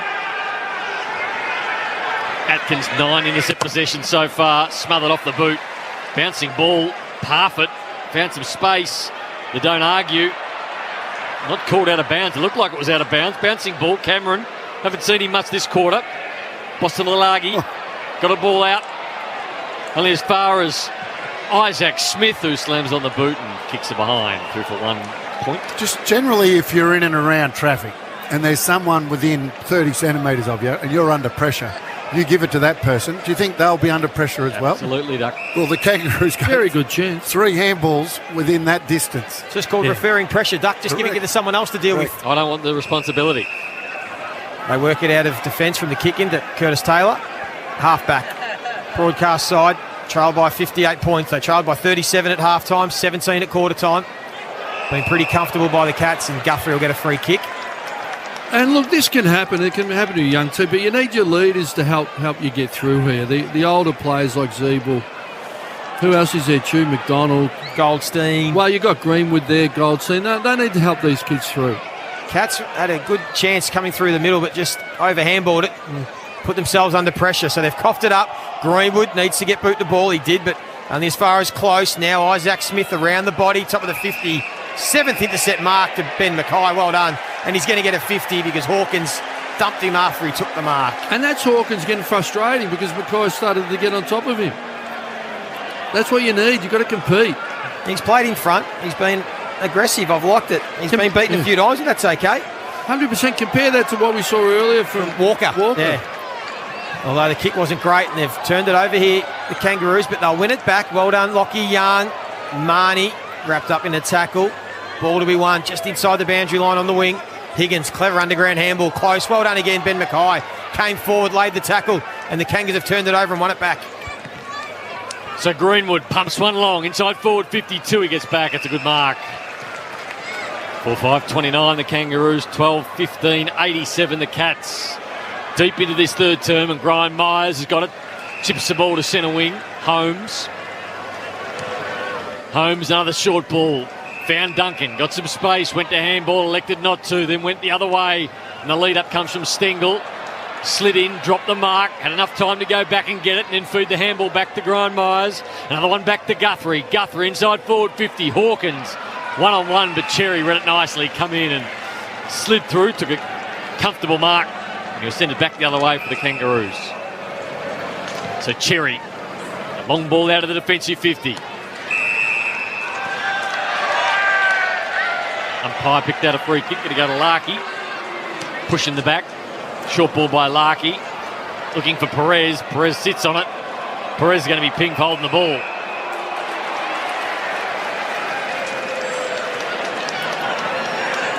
So the Cats will go inside 50 again. Holmes kicks it to the fat side. Cameron attacked it. Couldn't take the mark. Close applying pressure. Core just throws it on the boot. High ball. Centre half back. Simpkin at the stand under it, but there's Cats everywhere. Buse wins it. Gets it to Cameron. He's got time to launch from 50. He's already got 4. Make it 5. Although the goal umpire wasn't sure. In the end, he's paid it. He looked like he was going to pat the chest. He did. And then he called a goal. He's got his 5th. Geelong 13-15, 93. North Melbourne 4-5-29. It's out to 64 points. Just over 2 minutes left in the term. Well, they've actually had a good quarter on those 2 key forwards for Geelong. The Kangaroos. They've held them. Cameron sort of drifted out. We've had a good Mackay and Hawkins have had some good one-on-ones. Mackay on top a little bit there, but it's just the in and around the footy. The Cats are just they're winning all the 50-50 balls. They're breaking tackles. They're treating it with contempt. Well, Buse and there. You can see the young North Melbourne players wilting under the physical pressure. And the chase is dropping off. And it's an outnumber. There's 3-2. There's 4-3. 5-3. It's just the outnumbering in the work rate just overwhelming the young North Melbourne side. And the pressure of the Kangaroos in the first quarter was up around the 200, man. What's it been in quarter 2 and 3? Yeah, only 171, Duck. Triple M Seabus Super Special comments delivering consistent long-term returns for members. Seabus for all of us. Duck and Ross just carving it up. So too are the Cats. Parfitt, an easy entry inside forward 50. Mackay did well, one-on-one. Outmarked Cameron. Did it nicely. It's Walker. Geez, Mackay and Walker look alike, though. They do. It's a feather off. Very Selwood in there. What's the disposal discrepancy this quarter, Chu? Well, this quarter, Geelong are at plus 20, but for the game, plus 72. and they've laid 11 more tackles. There's a one-stop shop for all of that sort of stuff, Brownie, and, get on the mosh. Yep. Norfolk has to ride. Fix everything. I think Noel Selwood might need to have a look. Sherry has the ball on centre wing. Broadcast side, just over a minute left in the quarter. Goes inside 50. Zeeble being quiet, hasn't seen a lot of it. Zerhart tried to flick it up. Atkins, again, another intercept possession. Handballs to Duncan, who goes back to Isaac Smith, who's happy to concede a bit of territory, take the uncontested mark. IJ Liquor scoreboard. IJ Liquor, where good food deserves a great drop. It's been another 6-goal quarter for Geelong. 13-15-93, North Melbourne 4-5-29. Kick down the line. And close wraps up, Sherry. Just with Zach Tui currently on the bench, 27 disposals, but he's played on 10 opponents, and combined they've only had 10 touches. So inside the last 40 seconds, we'll have a ball up again, half forward. So look at the Triple M Harvey Norman replay. David Noble just looking over the spectacles, just wondering, what can I do? He's taking notes. Harvey Norman will receive a bonus gift card and selected cooking appliances. Conditions apply. What's he writing down, Duck? Is he drawing cats like you do? I think his pen's run out. He's got writer's cramp. Ash coming in with a funny from the top rope. I tell you what, they're really out now, the Kangaroos. The knives are out. Duck and Ash just working like Hale and Pace over there. The ball's out of bounds again. Don't worry, you're not missing much. Starts getting up. It was clinical too, wasn't it? So boundary throw in. Pretty much centre wing. Cherry over the top goes Stanley. Close. Wasn't going anywhere. Boston Valagi tackled him to the ground. The ball up. Last 10 seconds of the third term. Simpkin back to Lockie Young. Just quickly, Choice Hotels around the grounds. Need a break? Book direct and save with choicehotels.com. Where are we going after this? Yeah, Gold Coast versus Brisbane, followed by Richmond v Melbourne. Three-quarter time here. Geelong 13-15-93. Cameron's got 5. Hawkins has 3. North Melbourne 4-5-29. It's a 64-point lead at Blundstone Arena. Duck, Ross, Chew, Nath Brown, Joey here. And see what the final quarter can bring. Geelong lead by 64 points for McDonald's and Ream Hot Water. Triple M rocks footy. That quarter for IGA Liquor, where good food deserves a great drop. For McDonald's. Triple M rocks footy. Kick off game day with Macca's Chicken Deluxe range. Order via McDelivery. Triple M is your home of the Marty Sheargold Show. 10:56. Supernova Crab Nebula. Yeah. Last seen by the naked eye. Well, where's it gone? To the shops. Oh, God. To the shops. Silly. It's just ridiculous.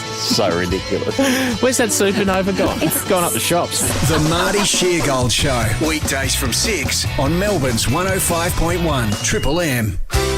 Hi, Rodney Jane here. This month, Bob Jane T-Marts gives you safer holiday driving deals. Buy 3, get 1 free, and up to $100 instant cashback on a great selection of top brand tyres, including Bridgestone, Yokohama, Goodyear, Dunlop, and the legendary All-Rounder. Buy a set of 4 monster wheels and off-road tyres, and enter to win an Austrac Telegraph X camper trailer. Plus, over 2K's worth of extras from HEMA and GME. We'll look after you. T's and C's apply. What about cleaners? Yep. Mechanics? Uh-huh. Builders? Oh, yeah. Whatever hard work you do, Cbus are making your money work as hard as you. Power workers? Yep. Factory workers? Mm-hmm. What about truckies? What do you think? Cbus Super, making hard work pay off. To consider if Cbus is right for you, go to cbussuper.com.au for a PTS and TMD. Past performance is not a reliable indicator of future performance. Cook with the world's best brands at Harvey Norman and receive bonus gift cards on selected cooking appliances valued over $299. Building, renovating, or just updating the heart of your home, shop the very latest technology from the world's best cooking brands like Electrolux, Miele, AEG and Neff, Smeg, Fisher and Paykel, Bosch and Westinghouse. Our range also features Ariston and Falcon, Belling and Ilvy, Euromade and Glemgas. Create your dream kitchen now and receive bonus gift cards on selected cooking appliances. Limited time at Harvey Norman. Right now, Melbourne is the place to be for comedy, and Triple M's Sarah Marie is talking to the who's who of funny, like Sonia Diorio and Ben Lomas. You got to have the body for the job that you have. You have a comedian's body, which has been good, severely abused.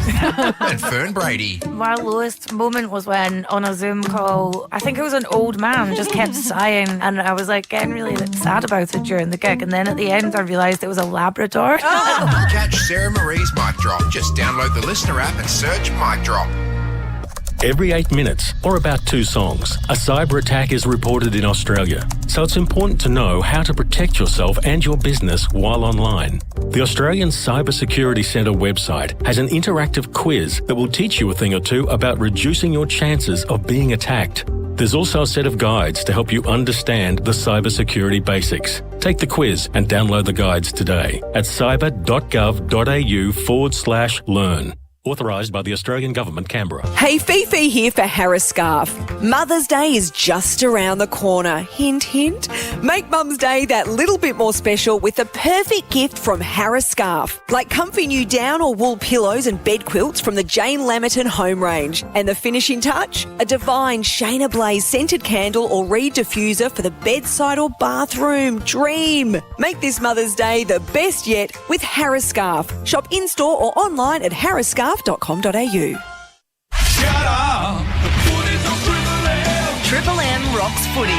This quarter for Beacon Trade, supporting tradies with over 120 stores, expert teams and a huge range of electrical products and services. Beacon makes every tradie's job easier. And short halves and the Cats are doing it pretty comfortably at the moment. They're 63 points, 64 points ahead of the Kangaroos at three-quarter time. Tui has 27. He's been a star. Jeremy Cameron's got 5, but just with a bit of breaking news. Duck, you've got some breaking news. Oh, well, my man, the Source, better known as Johnny Rumble. No, apparently Stringer will play, they say, in the Anzac Day clash tomorrow. So that's a big in for them. You just hope that he's fully fit, though. You don't want him to be underdone. But that's big news. Johnny's back on. Thank you to Rombo, wherever you are out there, doing a great job, the Source. And Duck's giving up his sauce. He wants the nickname. He said, can you call me Heinzie? Why? The Sauce. Sauce, Heinz. Oh, I get it now. Good one, Rombo. Ash, Triple M Red Z Lending. Geelong plus 72 in disposals, plus 10 tackles. Tui, he's the number 1 ranked player with 27 touches, 470 metres gained. Bob Jane Team Arts buy a set of 4 monster wheels and off-road tyres and entered to win an Austrac Telegraph Cross camper trailer. Caitlin. Yeah, the medicos kept very quiet so far. Neither injury sub has been activated, so they're Dowhouse and Ford still. So a beautiful day, 64-point margin. What have you made of it so far, Ross? Well, the Hawks.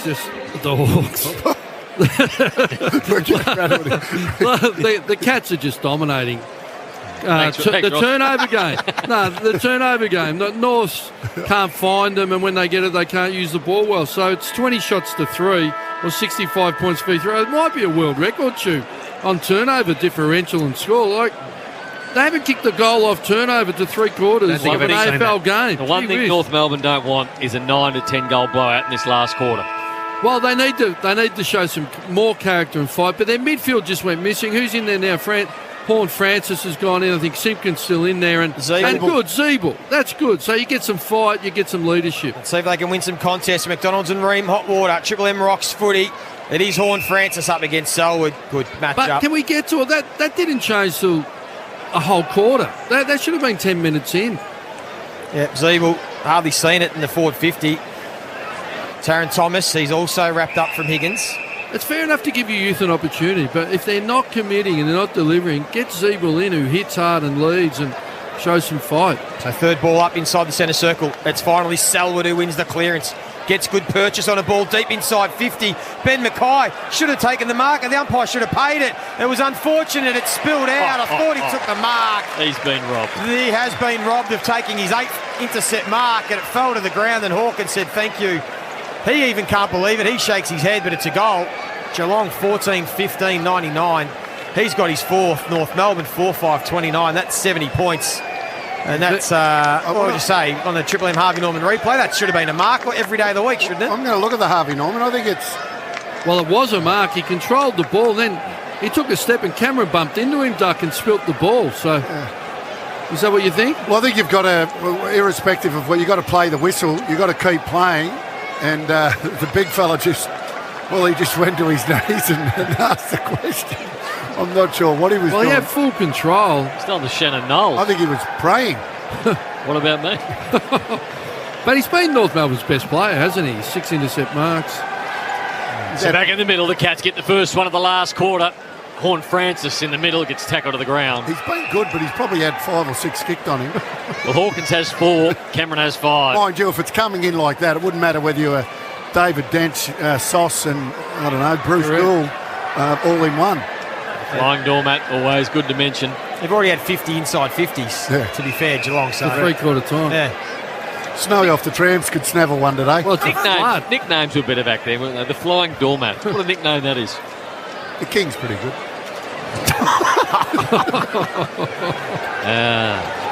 Where'd Joey come from? Incredible Hulk. Gee, Horn Francis stopped. The umpire didn't blow the whistle, so Ollie Dempsey just went and ripped it out of his arms. Took the footy away, handballed to Selwood, who delivers lace out to Jeremy Cameron. This has been a bad start to the fourth quarter for the Roos. Twice they've stopped thinking the whistle was going to go. It hasn't. And Jeremy Cameron's going to line up for number 6. Yeah, so what have we got? So Hawkins has kicked 4. So this will be 10 between them. That's right, Duck. Yep, good math. Stu didn't even give you that stat. That's good. Jeremy Cameron straight in front for goal number 6. He's got it. He was on right from the start. He was looking for a bag. And there still might be a few more in him. They now go to 15-15, 105.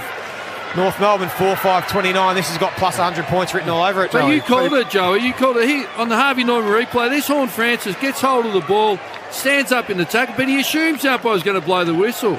You can't assume anything in this game. Young Dempsey just ripped, like he's 70 kilos ring Rick, just ripped it out of his arms and created a goal. Oh, so that's the last 2 goals where they've both assumed the whistle. You can't stop. Correct. You can't stop. Correct. Young plays. He's going to be a great player, that kid, we think. Yep. You've got to learn that lesson. And Joey, if people want to hear stats, just go to Champion Data. They don't want to hear it off, me. Thank you, Duck. Is it the king or the duck? Or it's both? That's the king duck. That looked like he'd blow out a candle, Jeremy Cameron. So the Cats get the first 2 goals through Hawkins and Cameron. For McDonald's Marine Hot Water, Triple M Rocks footy. Davies Uniac, quiet second half. Picks up the footy, then dumps it inside forward 50. Larkey works his way to the front, fisted away from him. Marnie at ground level. Can they get one back, the Cats? Buse tackle to the ground. Another ball up, 20 metres out from the Kangaroos' goal. LDU, 5 touches in the second half opposed to 14 in the first. Balls it up. Zerha get a free kick directly in front. Already kicked one Zerha, this free second. Well, the pattern's there for him, isn't it? It's how many weeks it's been going on. So it's not a pot. I think sometimes you just got to understand what you got and then work to maximum. So if you're going to blow him out in all the first half, he's going to give you nothing in the second half. So he's got to be able to go to a half-back flank. He's got to go to half-forward a little bit more. Cameron Zerha, 30 out directly in front. To the David Boone end. Kicks the goal. So it's his second, and he gets back to 70 points. 105 plays 35, early stages last quarter. Just having a look at the Harvey Norman. Yeah, so that's 2 free kicks that he's got now. That's 2 goals he's kicked from free kicks. Striking at the ball. Yep. What he did at the stop is he pushed off Cole Jasny with some great bodywork to create split to then get the clearance and draw the tackle. But I said, not only do you need a team brand, you need individual brands. So his brand is I'm physical, I hit hard, and when I get an opportunity, I'll take it. So if the other North Melbourne players, you've got to do, what's my brand? What am I bringing to the table? Leading teams were big on that. What's your brand? Are you a runner? Are you a physical player? So North Melbourne players are going to do, what's my personal brand? Archer, Courage, King. David King was a run and break guy. You know, you got to bring a brand. You've got to bring something to the table. McDonald's and Ream Hot Water, another centre clearance win from the Kangaroos. That was Horn Francis, but Zeeble gave away a free kick, pushing the back to O'Connor. Goes wide. Well done, Bosena Vilagi. Picked it off, won the footy back. Zerha. That time he's wrapped up in a strong tackle from Kolajasny. Couldn't break that one holding the ball. Geelong 15-15, 105. North Melbourne 5-5-35. 70 points. Isaac Smith having another good game, having a good season. And he's going to play on, run his 10 metres just inside the boundary line, kicks it towards half forward. Goldstein with a big fist gets that one out of bounds. So do you want to see, Ross, maybe David Noble, things like throw Zerha in a centre bounce every now and then, or Zeeb, or just maybe while they're experimenting with their team, mix it up a little bit more? Yeah, I think so, because the results are telling you the load's too much for Simpkin and UDI to deliver it. So just share the load a little bit more. What did I... UDI. What's his name? LDU. Well, if he gets a brand, I'll get it right. UDL. Brought to you by IGA. So the Kangaroos. What is it? LDU? LDU. Chipping the ball. But he's a really good player, a lot of talent, but I just feel him. LDU, UDI. Inside forward 50, the Kangaroos go. Just at a ground level. DUI, it's a DUI. Vaughan Francis tackled the ball I'll up. tell you what you can't do, and what we've got to, and what they have to make sure they do, Joey, being a long year, they've got to protect Vaughan Francis. He's 18 years of age. I mean, I'd love him to learn how to play on a half-back flank at times, though. Just tell me how many centre bounces he's been into, Two-Man, because you do have to protect him. You can't expect him to carry the midfield in his first year at 18. 100%. Ball up inside 50. Zeeble went and got it, gave it to Marnie, whose kick was smothered, and then Zeeble should get a free kick. He did, pushing the back. Again against young Max Holmes. That's his second free kick he's given away in the defensive 50. Zeeble will have a shot at goal. And he rode him into the ground hard. There was no half measure there. It's pretty tough, Zeeble. He's knocked the wind out of him. Slow to get to his feet, Jack Zeeble. Where would you like him to play then, Doug, Vaughan Francis? Oh, well, I think I get that right? Probably forward, but a little bit more forward. Like, just don't expect him to be in there all the time. I've seen in this game, and I don't know, it might be how many times has he been? So 10. He's 10. Yeah. He's got in there 10 times, which is a lot for an 18-year-old. 10 out of how many? 25? 23, yeah. But he's a beautiful kick. They're struggling to move the ball out of defence. No easier place to get a kick than half-back flank.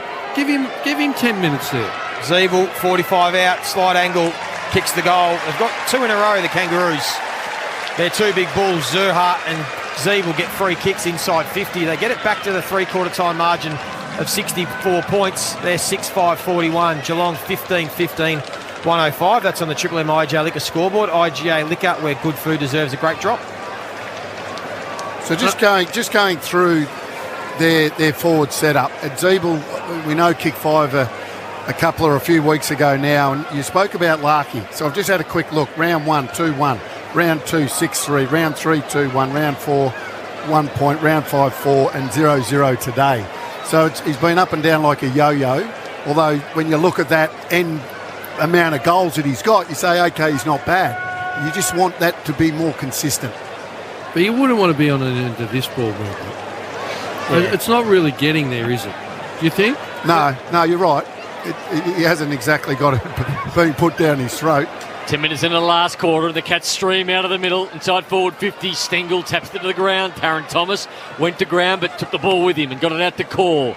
Core with the starting stop footy and then kicks straight back to the Cats, and O'Connor dumps them back inside forward 50 again. Big fly by the young man playing his first game in Dempsey. Tom Hawkins tried to run around about 8 of them, then got the ball out eventually. Dempsey, can he do something tricky from here? He got wrapped up too. Good defence by the Kangaroos, and the ball's out of bounds. Well, that's good persistence by North Melbourne. They looked like a certain goal, and they worked hard to chase it. Looked like Tarrant Thomas is playing back on the back of their centre bounce, so I think that's a good move, because you get some empathy, understanding how hard it is to play down back if it's coming in as easy as it has been today.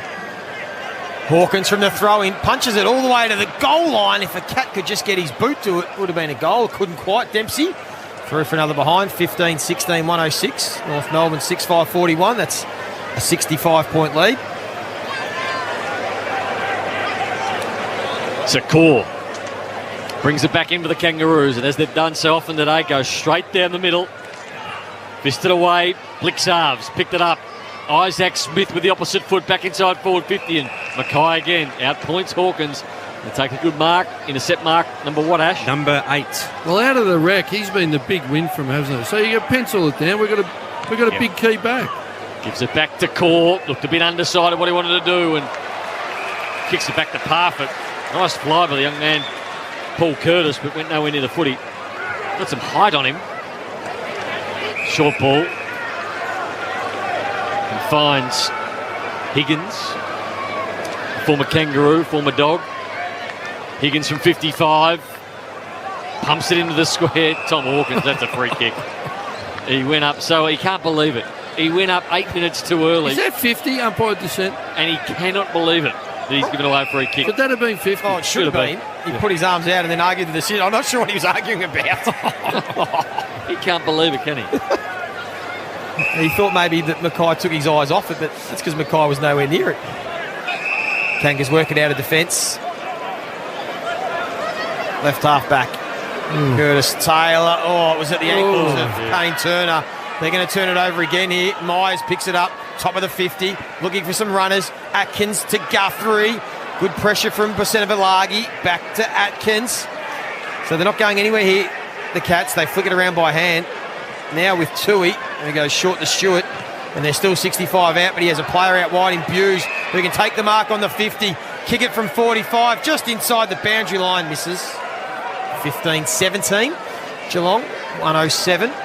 North Melbourne 6-5-41. Accuracy been an issue all year, I think, Chew, for the Cats this season. Normally one of the most accurate teams in the comp. I think you'll find their bottom 4, bottom 6 so far this season. They lead this one by 66 points. Caitlin, Bob Jane team, Marts.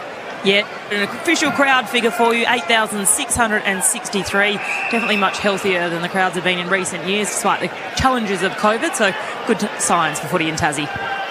Zeeble in the middle of the ground.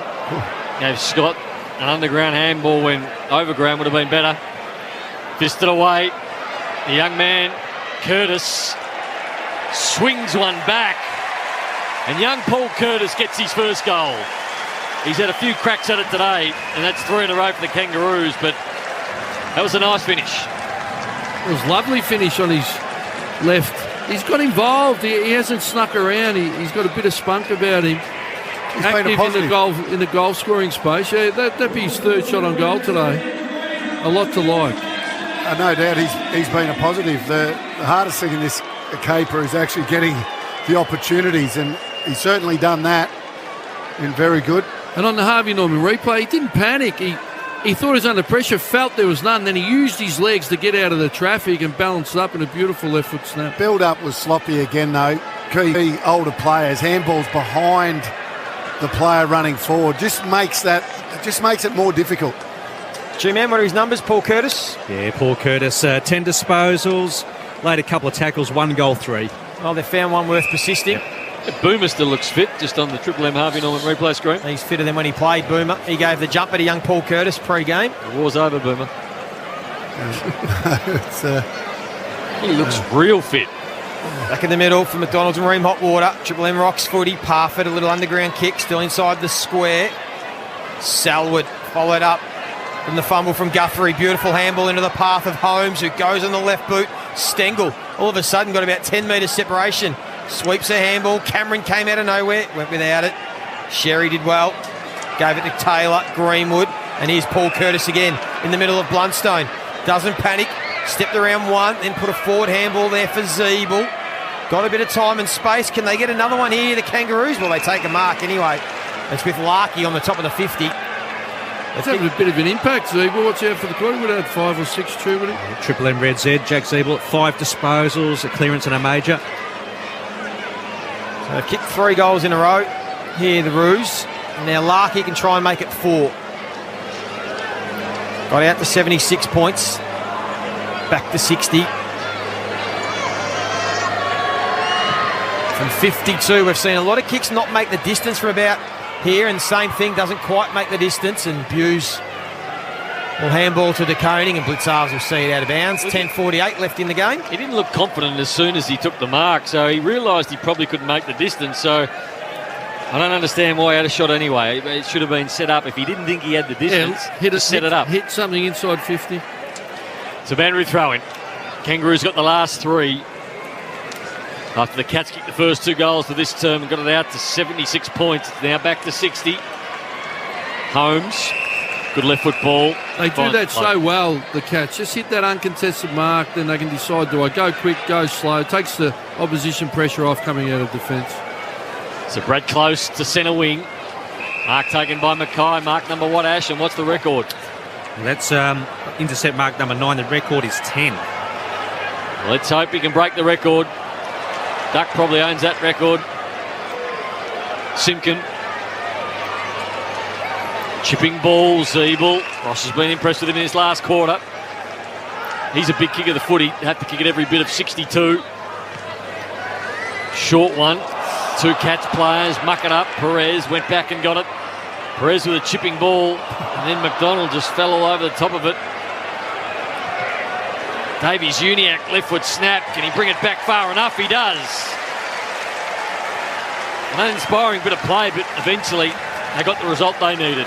4 goals in a row for the Kangaroos, and they haven't given up on this one. 54-point margin. Well, to be honest with you, the Cats have stopped.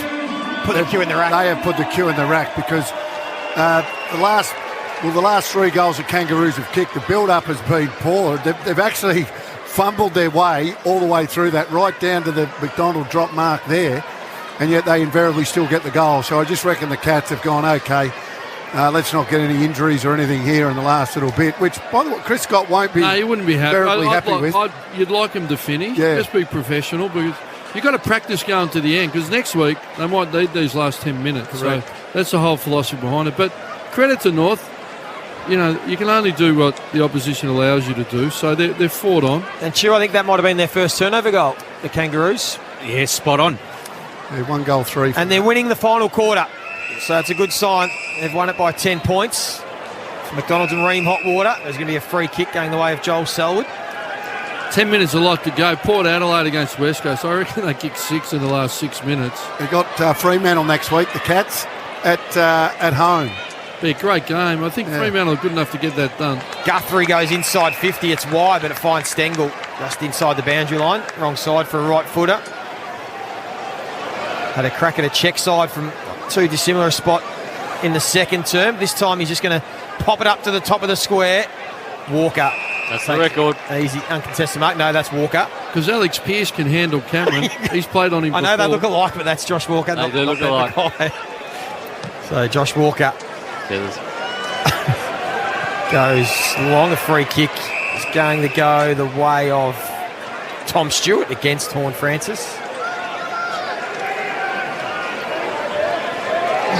So the Triple M Harvey Norman replay probably should have been out of bounds on Stengel. He was called to play on and stayed out of bounds.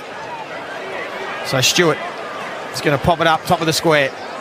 Over the Flyers. Cameron's lurking, so Stanley. Where are the ground level players? LDI coughed it up, turnover. Stengel pounced on it, and like a good small forward, kicks a goal out of nothing. He's got his second. And they get it back out to a 60-point margin. 16-17, 113. North Melbourne 8-5, 53. And we've still got 8.5 minutes left in this one. Well, there's the Harvey Norman replay. The spill come. And Uniacke just coughed the ball up very easily there under not much pressure. Just stripped, fumbled the ball. Won't get much easier than that for Stengel. You'd be disappointed as a quality AFL mid. Coughing that ball up. Terrible ball security. And a really soft goal. Just with Stengel, 17 disposals, but also throwing 7 score involvements and a couple of majors. That's where you get frustrated as a club. Adelaide recruit him, get him. He gets involved in all the garbage off field. Can't settle himself. And then, you know, you're on footy death row. You get to another club and you pull you in and they've got a good player. That's the frustration of being an AFL club at times. Seabus super special comments, delivering consistent long-term returns for members. Seabus for all of us. Ross Lyon and Duck. Kangaroos go out of the middle, inside forward 50, bouncing ball. Fumbled down there by Scott. Got it out to Horn Francis. A high ball, not going to be a goal. Slides across the face. And it's a point. 113 plays 54. Geelong leading by 59.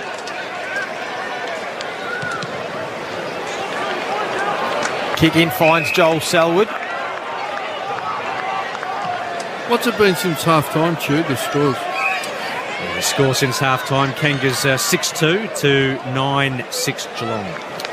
Cats have worked it easily and the outer side along the lines, finds Stengel again, too far out to score, called to play on, drills a low ball, and the mark's taken by Blitzarves just inside the boundary line. It just feels that because they're taking away the spare, like they've actually got him in the contest. They've had to work harder for their goals, Geelong. Not a whole lot, but enough. They might have even won the contested possession, have they, Chew, since half-time? The Kangas have certainly been better in that area. As Blitzarves will have a shot from about 40 out. Tough angle, just faded late through for another behind. 16-18, 114. North Melbourne 8-6-54. Triple M Jalika scoreboard. Jalika, where good food deserves a great drop. Yeah, they have that. +1, Joey. Well, an uncontested ball difference first half to second half? Yeah, uncontested ball. Down by 3 North in the second half. Come back to the. Well, there you go. What were they down at half time? I think 35 or 40 in the first half.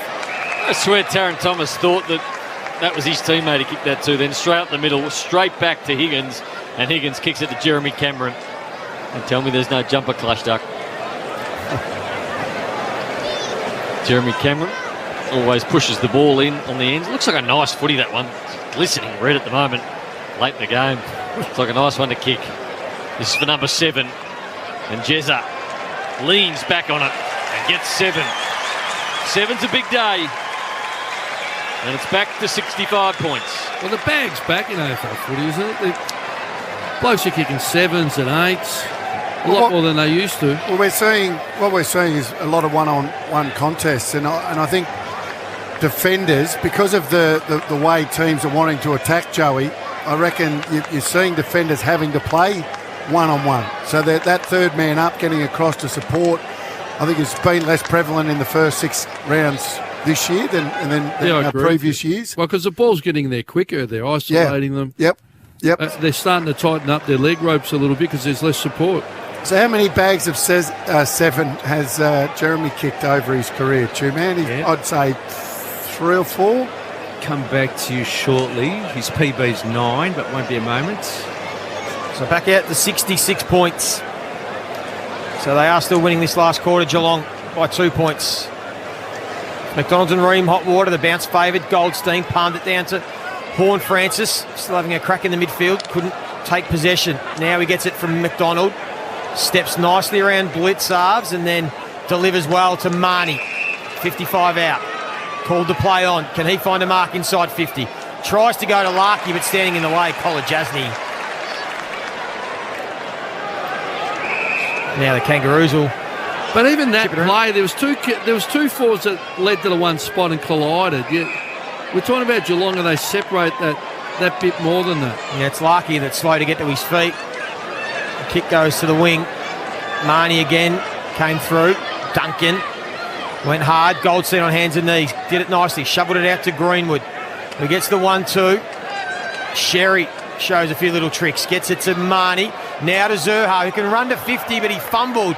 Put himself under pressure. He does have the ability to don't argue, but Kolajasny again. He's nailed him a couple of times. He has. Terrific tackle. And the real intent in the tackles. We know that Zurha's aggressive, and you can just see the steeliness. Sort of run through him. Yeah, Kolajasny, though, has just really wanted to make a point of a couple of these big tackles on Zurha. Okay. Cameron has kicked 7 or more 7 times. It's good going. What's his best ever, Ash? Yeah, 9 majors.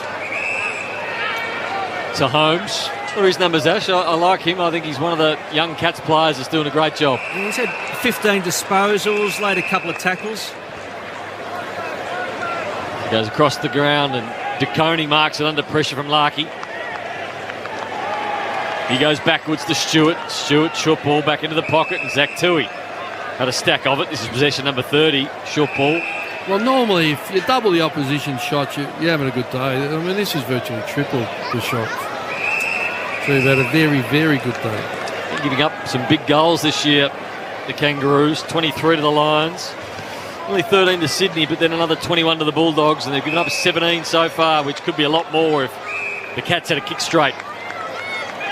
They move the ball to half back, and Duncan feeds the ball to Higgins. Nice talented man to come into the side, and a half forward, and Reece Stanley got cleaned up. Get a free kick. The big former Saint gets up a bit groggy. Where will this have the Cats, Chew, this win today? Well, the Cats sitting 6 on the live ladder, 4 and 2 they'll be. Building up some percentage, 123. Coming into today's game, that 110.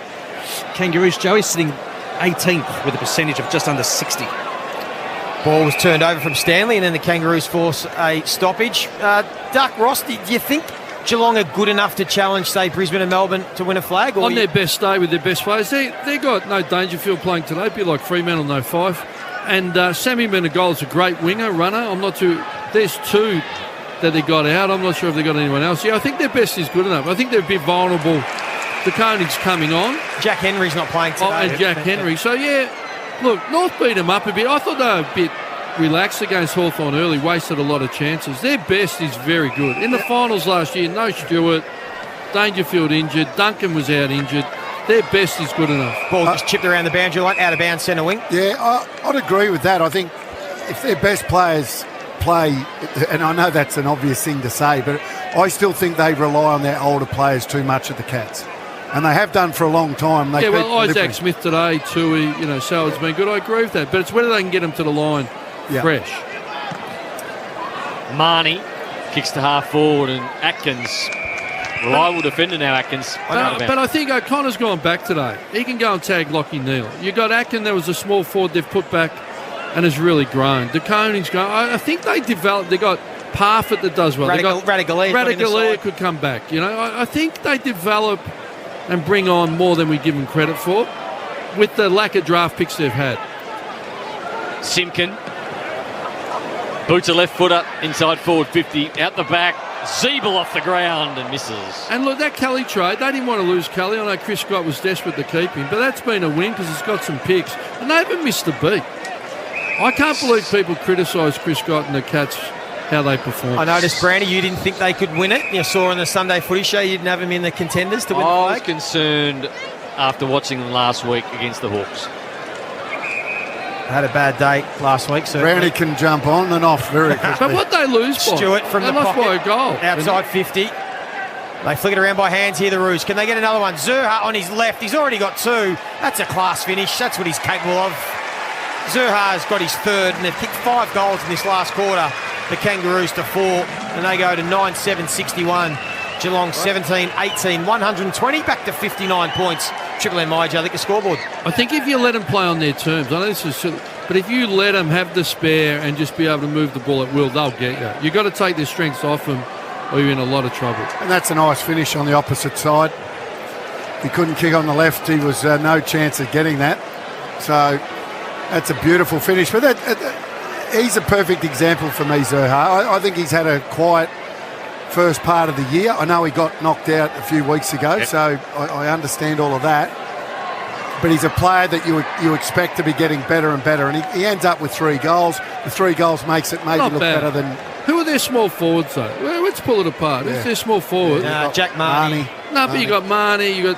But if you think of Butler chasing and tackling at the Saints, they do it at Richmond. You got Swiatkowski and Walters, Frederick Schultz. Who's doing it for North? Yeah. Who's making that statement on their brand? I'm a ferocious tackler. Yeah, no. I'm not sure. No one. That's what they've got to start bringing to the table, these kids. The McDonald's remember Waterhorn Francis got a free kick out of the middle. Tackle without the footy by Myers. Horn Francis looks up. Short ball, good decision to Tarrant Thomas. Turns the arc, runs on. Pumps it back inside forward 50, having a nice patch, the Kangaroos. Goldstein couldn't mark it. Stanley had a fumble. Zach Tui wants to get it across the line, and eventually Buse got it out to Atkins. Atkins got the run to Koning. Once his right foot gets it. Looks for Close at ground level. Just tapped out in front of Close, and he couldn't take it, but he's going to get a free kick. He was held off a footy without it. And the advantage is paid, and the run comes from the young man Dempsey. 1 bounce, 2 bounces, too unselfish for mine, and he chips it into Jeremy Cameron. And he's going back for number 8. I wanted young Dempsey to just wind up and have a big shot then after a 3-bounce run. Did the right thing, the young man, and gets the applause from the teammates. Shane Plenty, the kid. Shane Plenty has found space well, composure. But Cameron got the bib on early. We called it, didn't he? He smelled a bag. He got it out in the pocket, put it on.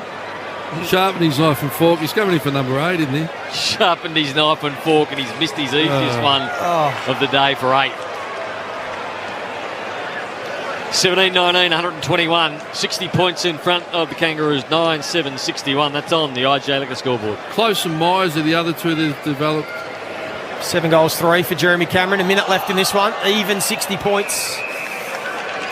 Tommy Atkins with 13 intercept possessions. That'd have to be a career high, I would guess, G-Man. Yeah, along with his 23. And just with Cameron's 7 majors at this venue, that's a record, Joey. No one's kicked 7 at Blundstone? Correct. Free kick again going the way of Horn Francis. I don't ever see Horn Francis get an easy possession. That's what you mean about moving into a flank or a wing. Just allow him to get a couple of easy touches. Let's get the half-back flank. Nick Dacos is running around getting plenty of touches. So Horn Francis has had 19. Well, it's a great comparison, Joe. 13 contested. Gee, it's a hard way for him to play in a team that's losing all the time. Right? We know he can win the contested ball. Give him some easier onion. Throw in, centre wing. 37 seconds left in this one. Guthrie just a high ball, pops it up. Who wants it? 2 Kangaroos want it. Taron Thomas took the mark, and he'll take the kick from half-back. It's a little bit McDonald. You love him. Has he ever been tried midfield? I remember went to the Saints. Yeah, Graham and Goddard's in the half-back flank. They said, get me in the midfield. I want some of the salary cap. So can McDonald get in there for a little bit and rack it up and let Horn Francis get in that slot? Dempsey at half forward, and that's out of bounds deliberately from Turner. Free kick will go to Stengel. Got options everywhere, Stengel. Just needs to be clever with the footy here. Looks for Cameron, who just missed his 8th, and the ball was just a bit high for him. And that's it. A pretty commanding win to the Cats. Kangaroos worked hard, but in the end, the class prevailed by 10 goals. 17-19, 121 Geelong. North Melbourne, 9-7-61. Jeremy Cameron finished with 7. Tom Hawkins finished with 5. And for the Kangaroos, Zurhaar was the major goal scorer with 3. And you notice, just have a look at the players right now for the Cats. And they know they've had a win. They're not over celebrating. They understand who they've played today. It's a good win, but just such a professional, level-headed group. And just by the reaction when that time went today, you just see it straight away. What your leaders are, you are. So what's Joel Selwood? Level-headed, working like Chris Scott. So you know what? The team reflects, and Hawkins, they're humble, and they do it so well. Yeah, they get through that and the injuries, which is important. We know Dangerfield missed today, Jack Henry, no Radigalia, no Menegola. They get the job done by 60 points. They led by 17 at quarter time. They led by 37 at half time. They led by 64 at three-quarter time. So, Two-Man, at least the Kangaroos have won a quarter in the second half, just their second in 6 games. So, they can take something out of it. They won the last quarter by 4 points. Cam Zurhaar kicked 3 goals in that last quarter. But in the end, it was pretty comfortable to the Cats. They set it up early. They've kicked 3 goals, 7, really, didn't they, Ross? So they could have made it a bigger margin at quarter time. And then they made some adjustments at half time, the Kangaroos, and at least they broke a bit more even in some of the key indicators, but the damage was done at half time. Well, there's a bit of a pattern with them. I'd like them to go away, think about how can we break the pattern that it starts. We're not handling the heat from the bigger bodies and the maturity of the other teams. Get Zeeble in there, get some bigger bodies, and then get the kids after it opens up. Triple M Red Z lending stats, loans for the self-employed. Ash, just give us a detailed version of it. Well, those inside 50s, 62 to 45 Geelong's way. They had 57 more uncontested ball and laid 14 more tackles, plus 13 in contested ball in the end for the Cats. And the scores from turnovers intriguing: 24 scoring shots to 5, 11-13-79 to North Melbourne at 2-3-15. Is Jeremy Cameron for Fox Footy? They bring is awesome as well, so they help out us big boys. He did some smart things, Oliver Dempsey, today. Yeah, he's come from absolutely nowhere, you know. He's got the basketball background. As you can see, he can jump really high, goes for his marks, loves the goal as well, and brings a lot of energy to the side. But yeah, he hasn't played much football at all. And he knows how to play, so it's exciting, and he's going to build. And after his first goal, I think it was you who pointed out his mates in the grandstand, tops off. I did see it. We were sort of laughing on the bus that I think Isaac Smith got up a photo of them with their tops off in the middle of Hobart here, and yeah, I happened to just catch him out of the corner of my eye and point him out to him. But yeah, it's great to see the support, not just for us, but for everyone down here in Tassie. It's absolutely awesome. And you must love the fact that the back half of your ground is really set up well with Zach Toohey and Tommy Stewart and the like just coming through with some good ball movement. Yeah, definitely. They lead the charge back there. Like you said, they set up with their voice and their positioning. And our job is to sort of pressure as much as we can to help them out. Well, pressure to score. You did well today, Jeremy. Well done. Thanks, Congratulations. Appreciate it. Finished with 7. Jeremy Cameron, thanks to Fox Footy there, and Brad Johnson doing a good job. Probably should have kicked 8. It was an easy one at the end. 8 looks so much better than 7, Ross. And 9. I thought 9 was on the table. Hit Those the last post twice. couple. Hit the post twice early. It's a bit like claiming you've kicked 4 in your first game and you've only kicked 3. Well, everything gets better with age, particularly a nice red wine. This is the Triple M Avey review. Who covers clangers on and off the field? Amy does. Kick off the game.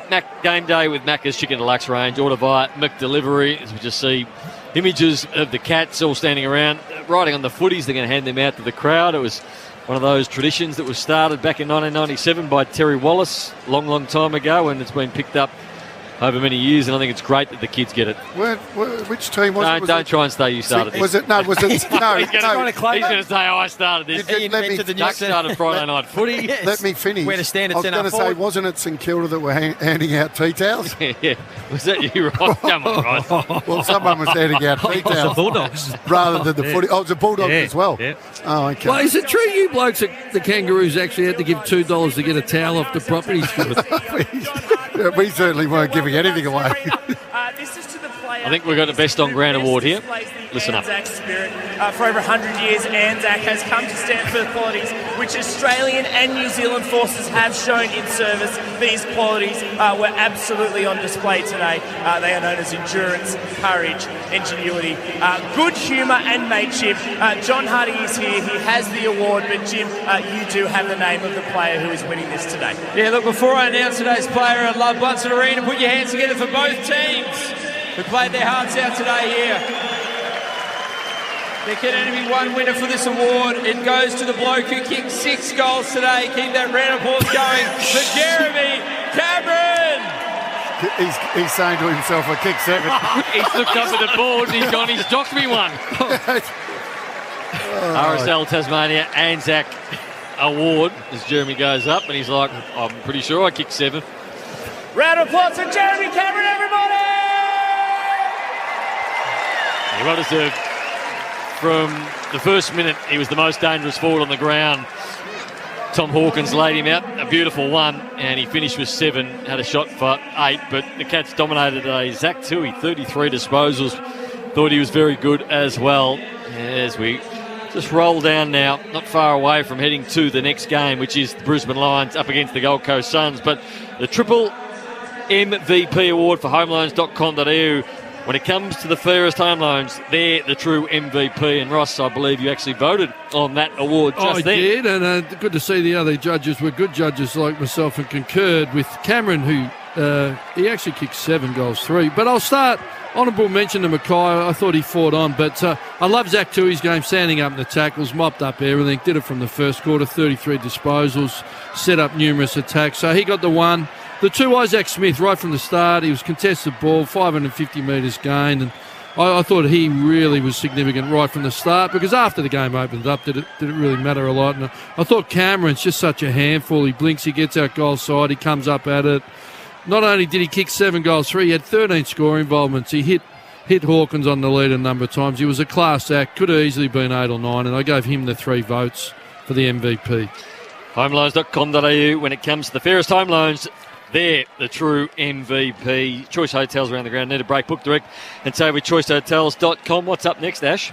Q Clash, that is the Suns taking on Brisbane at Metricon, followed by Richmond v Melbourne at the G. Should get a good crowd there.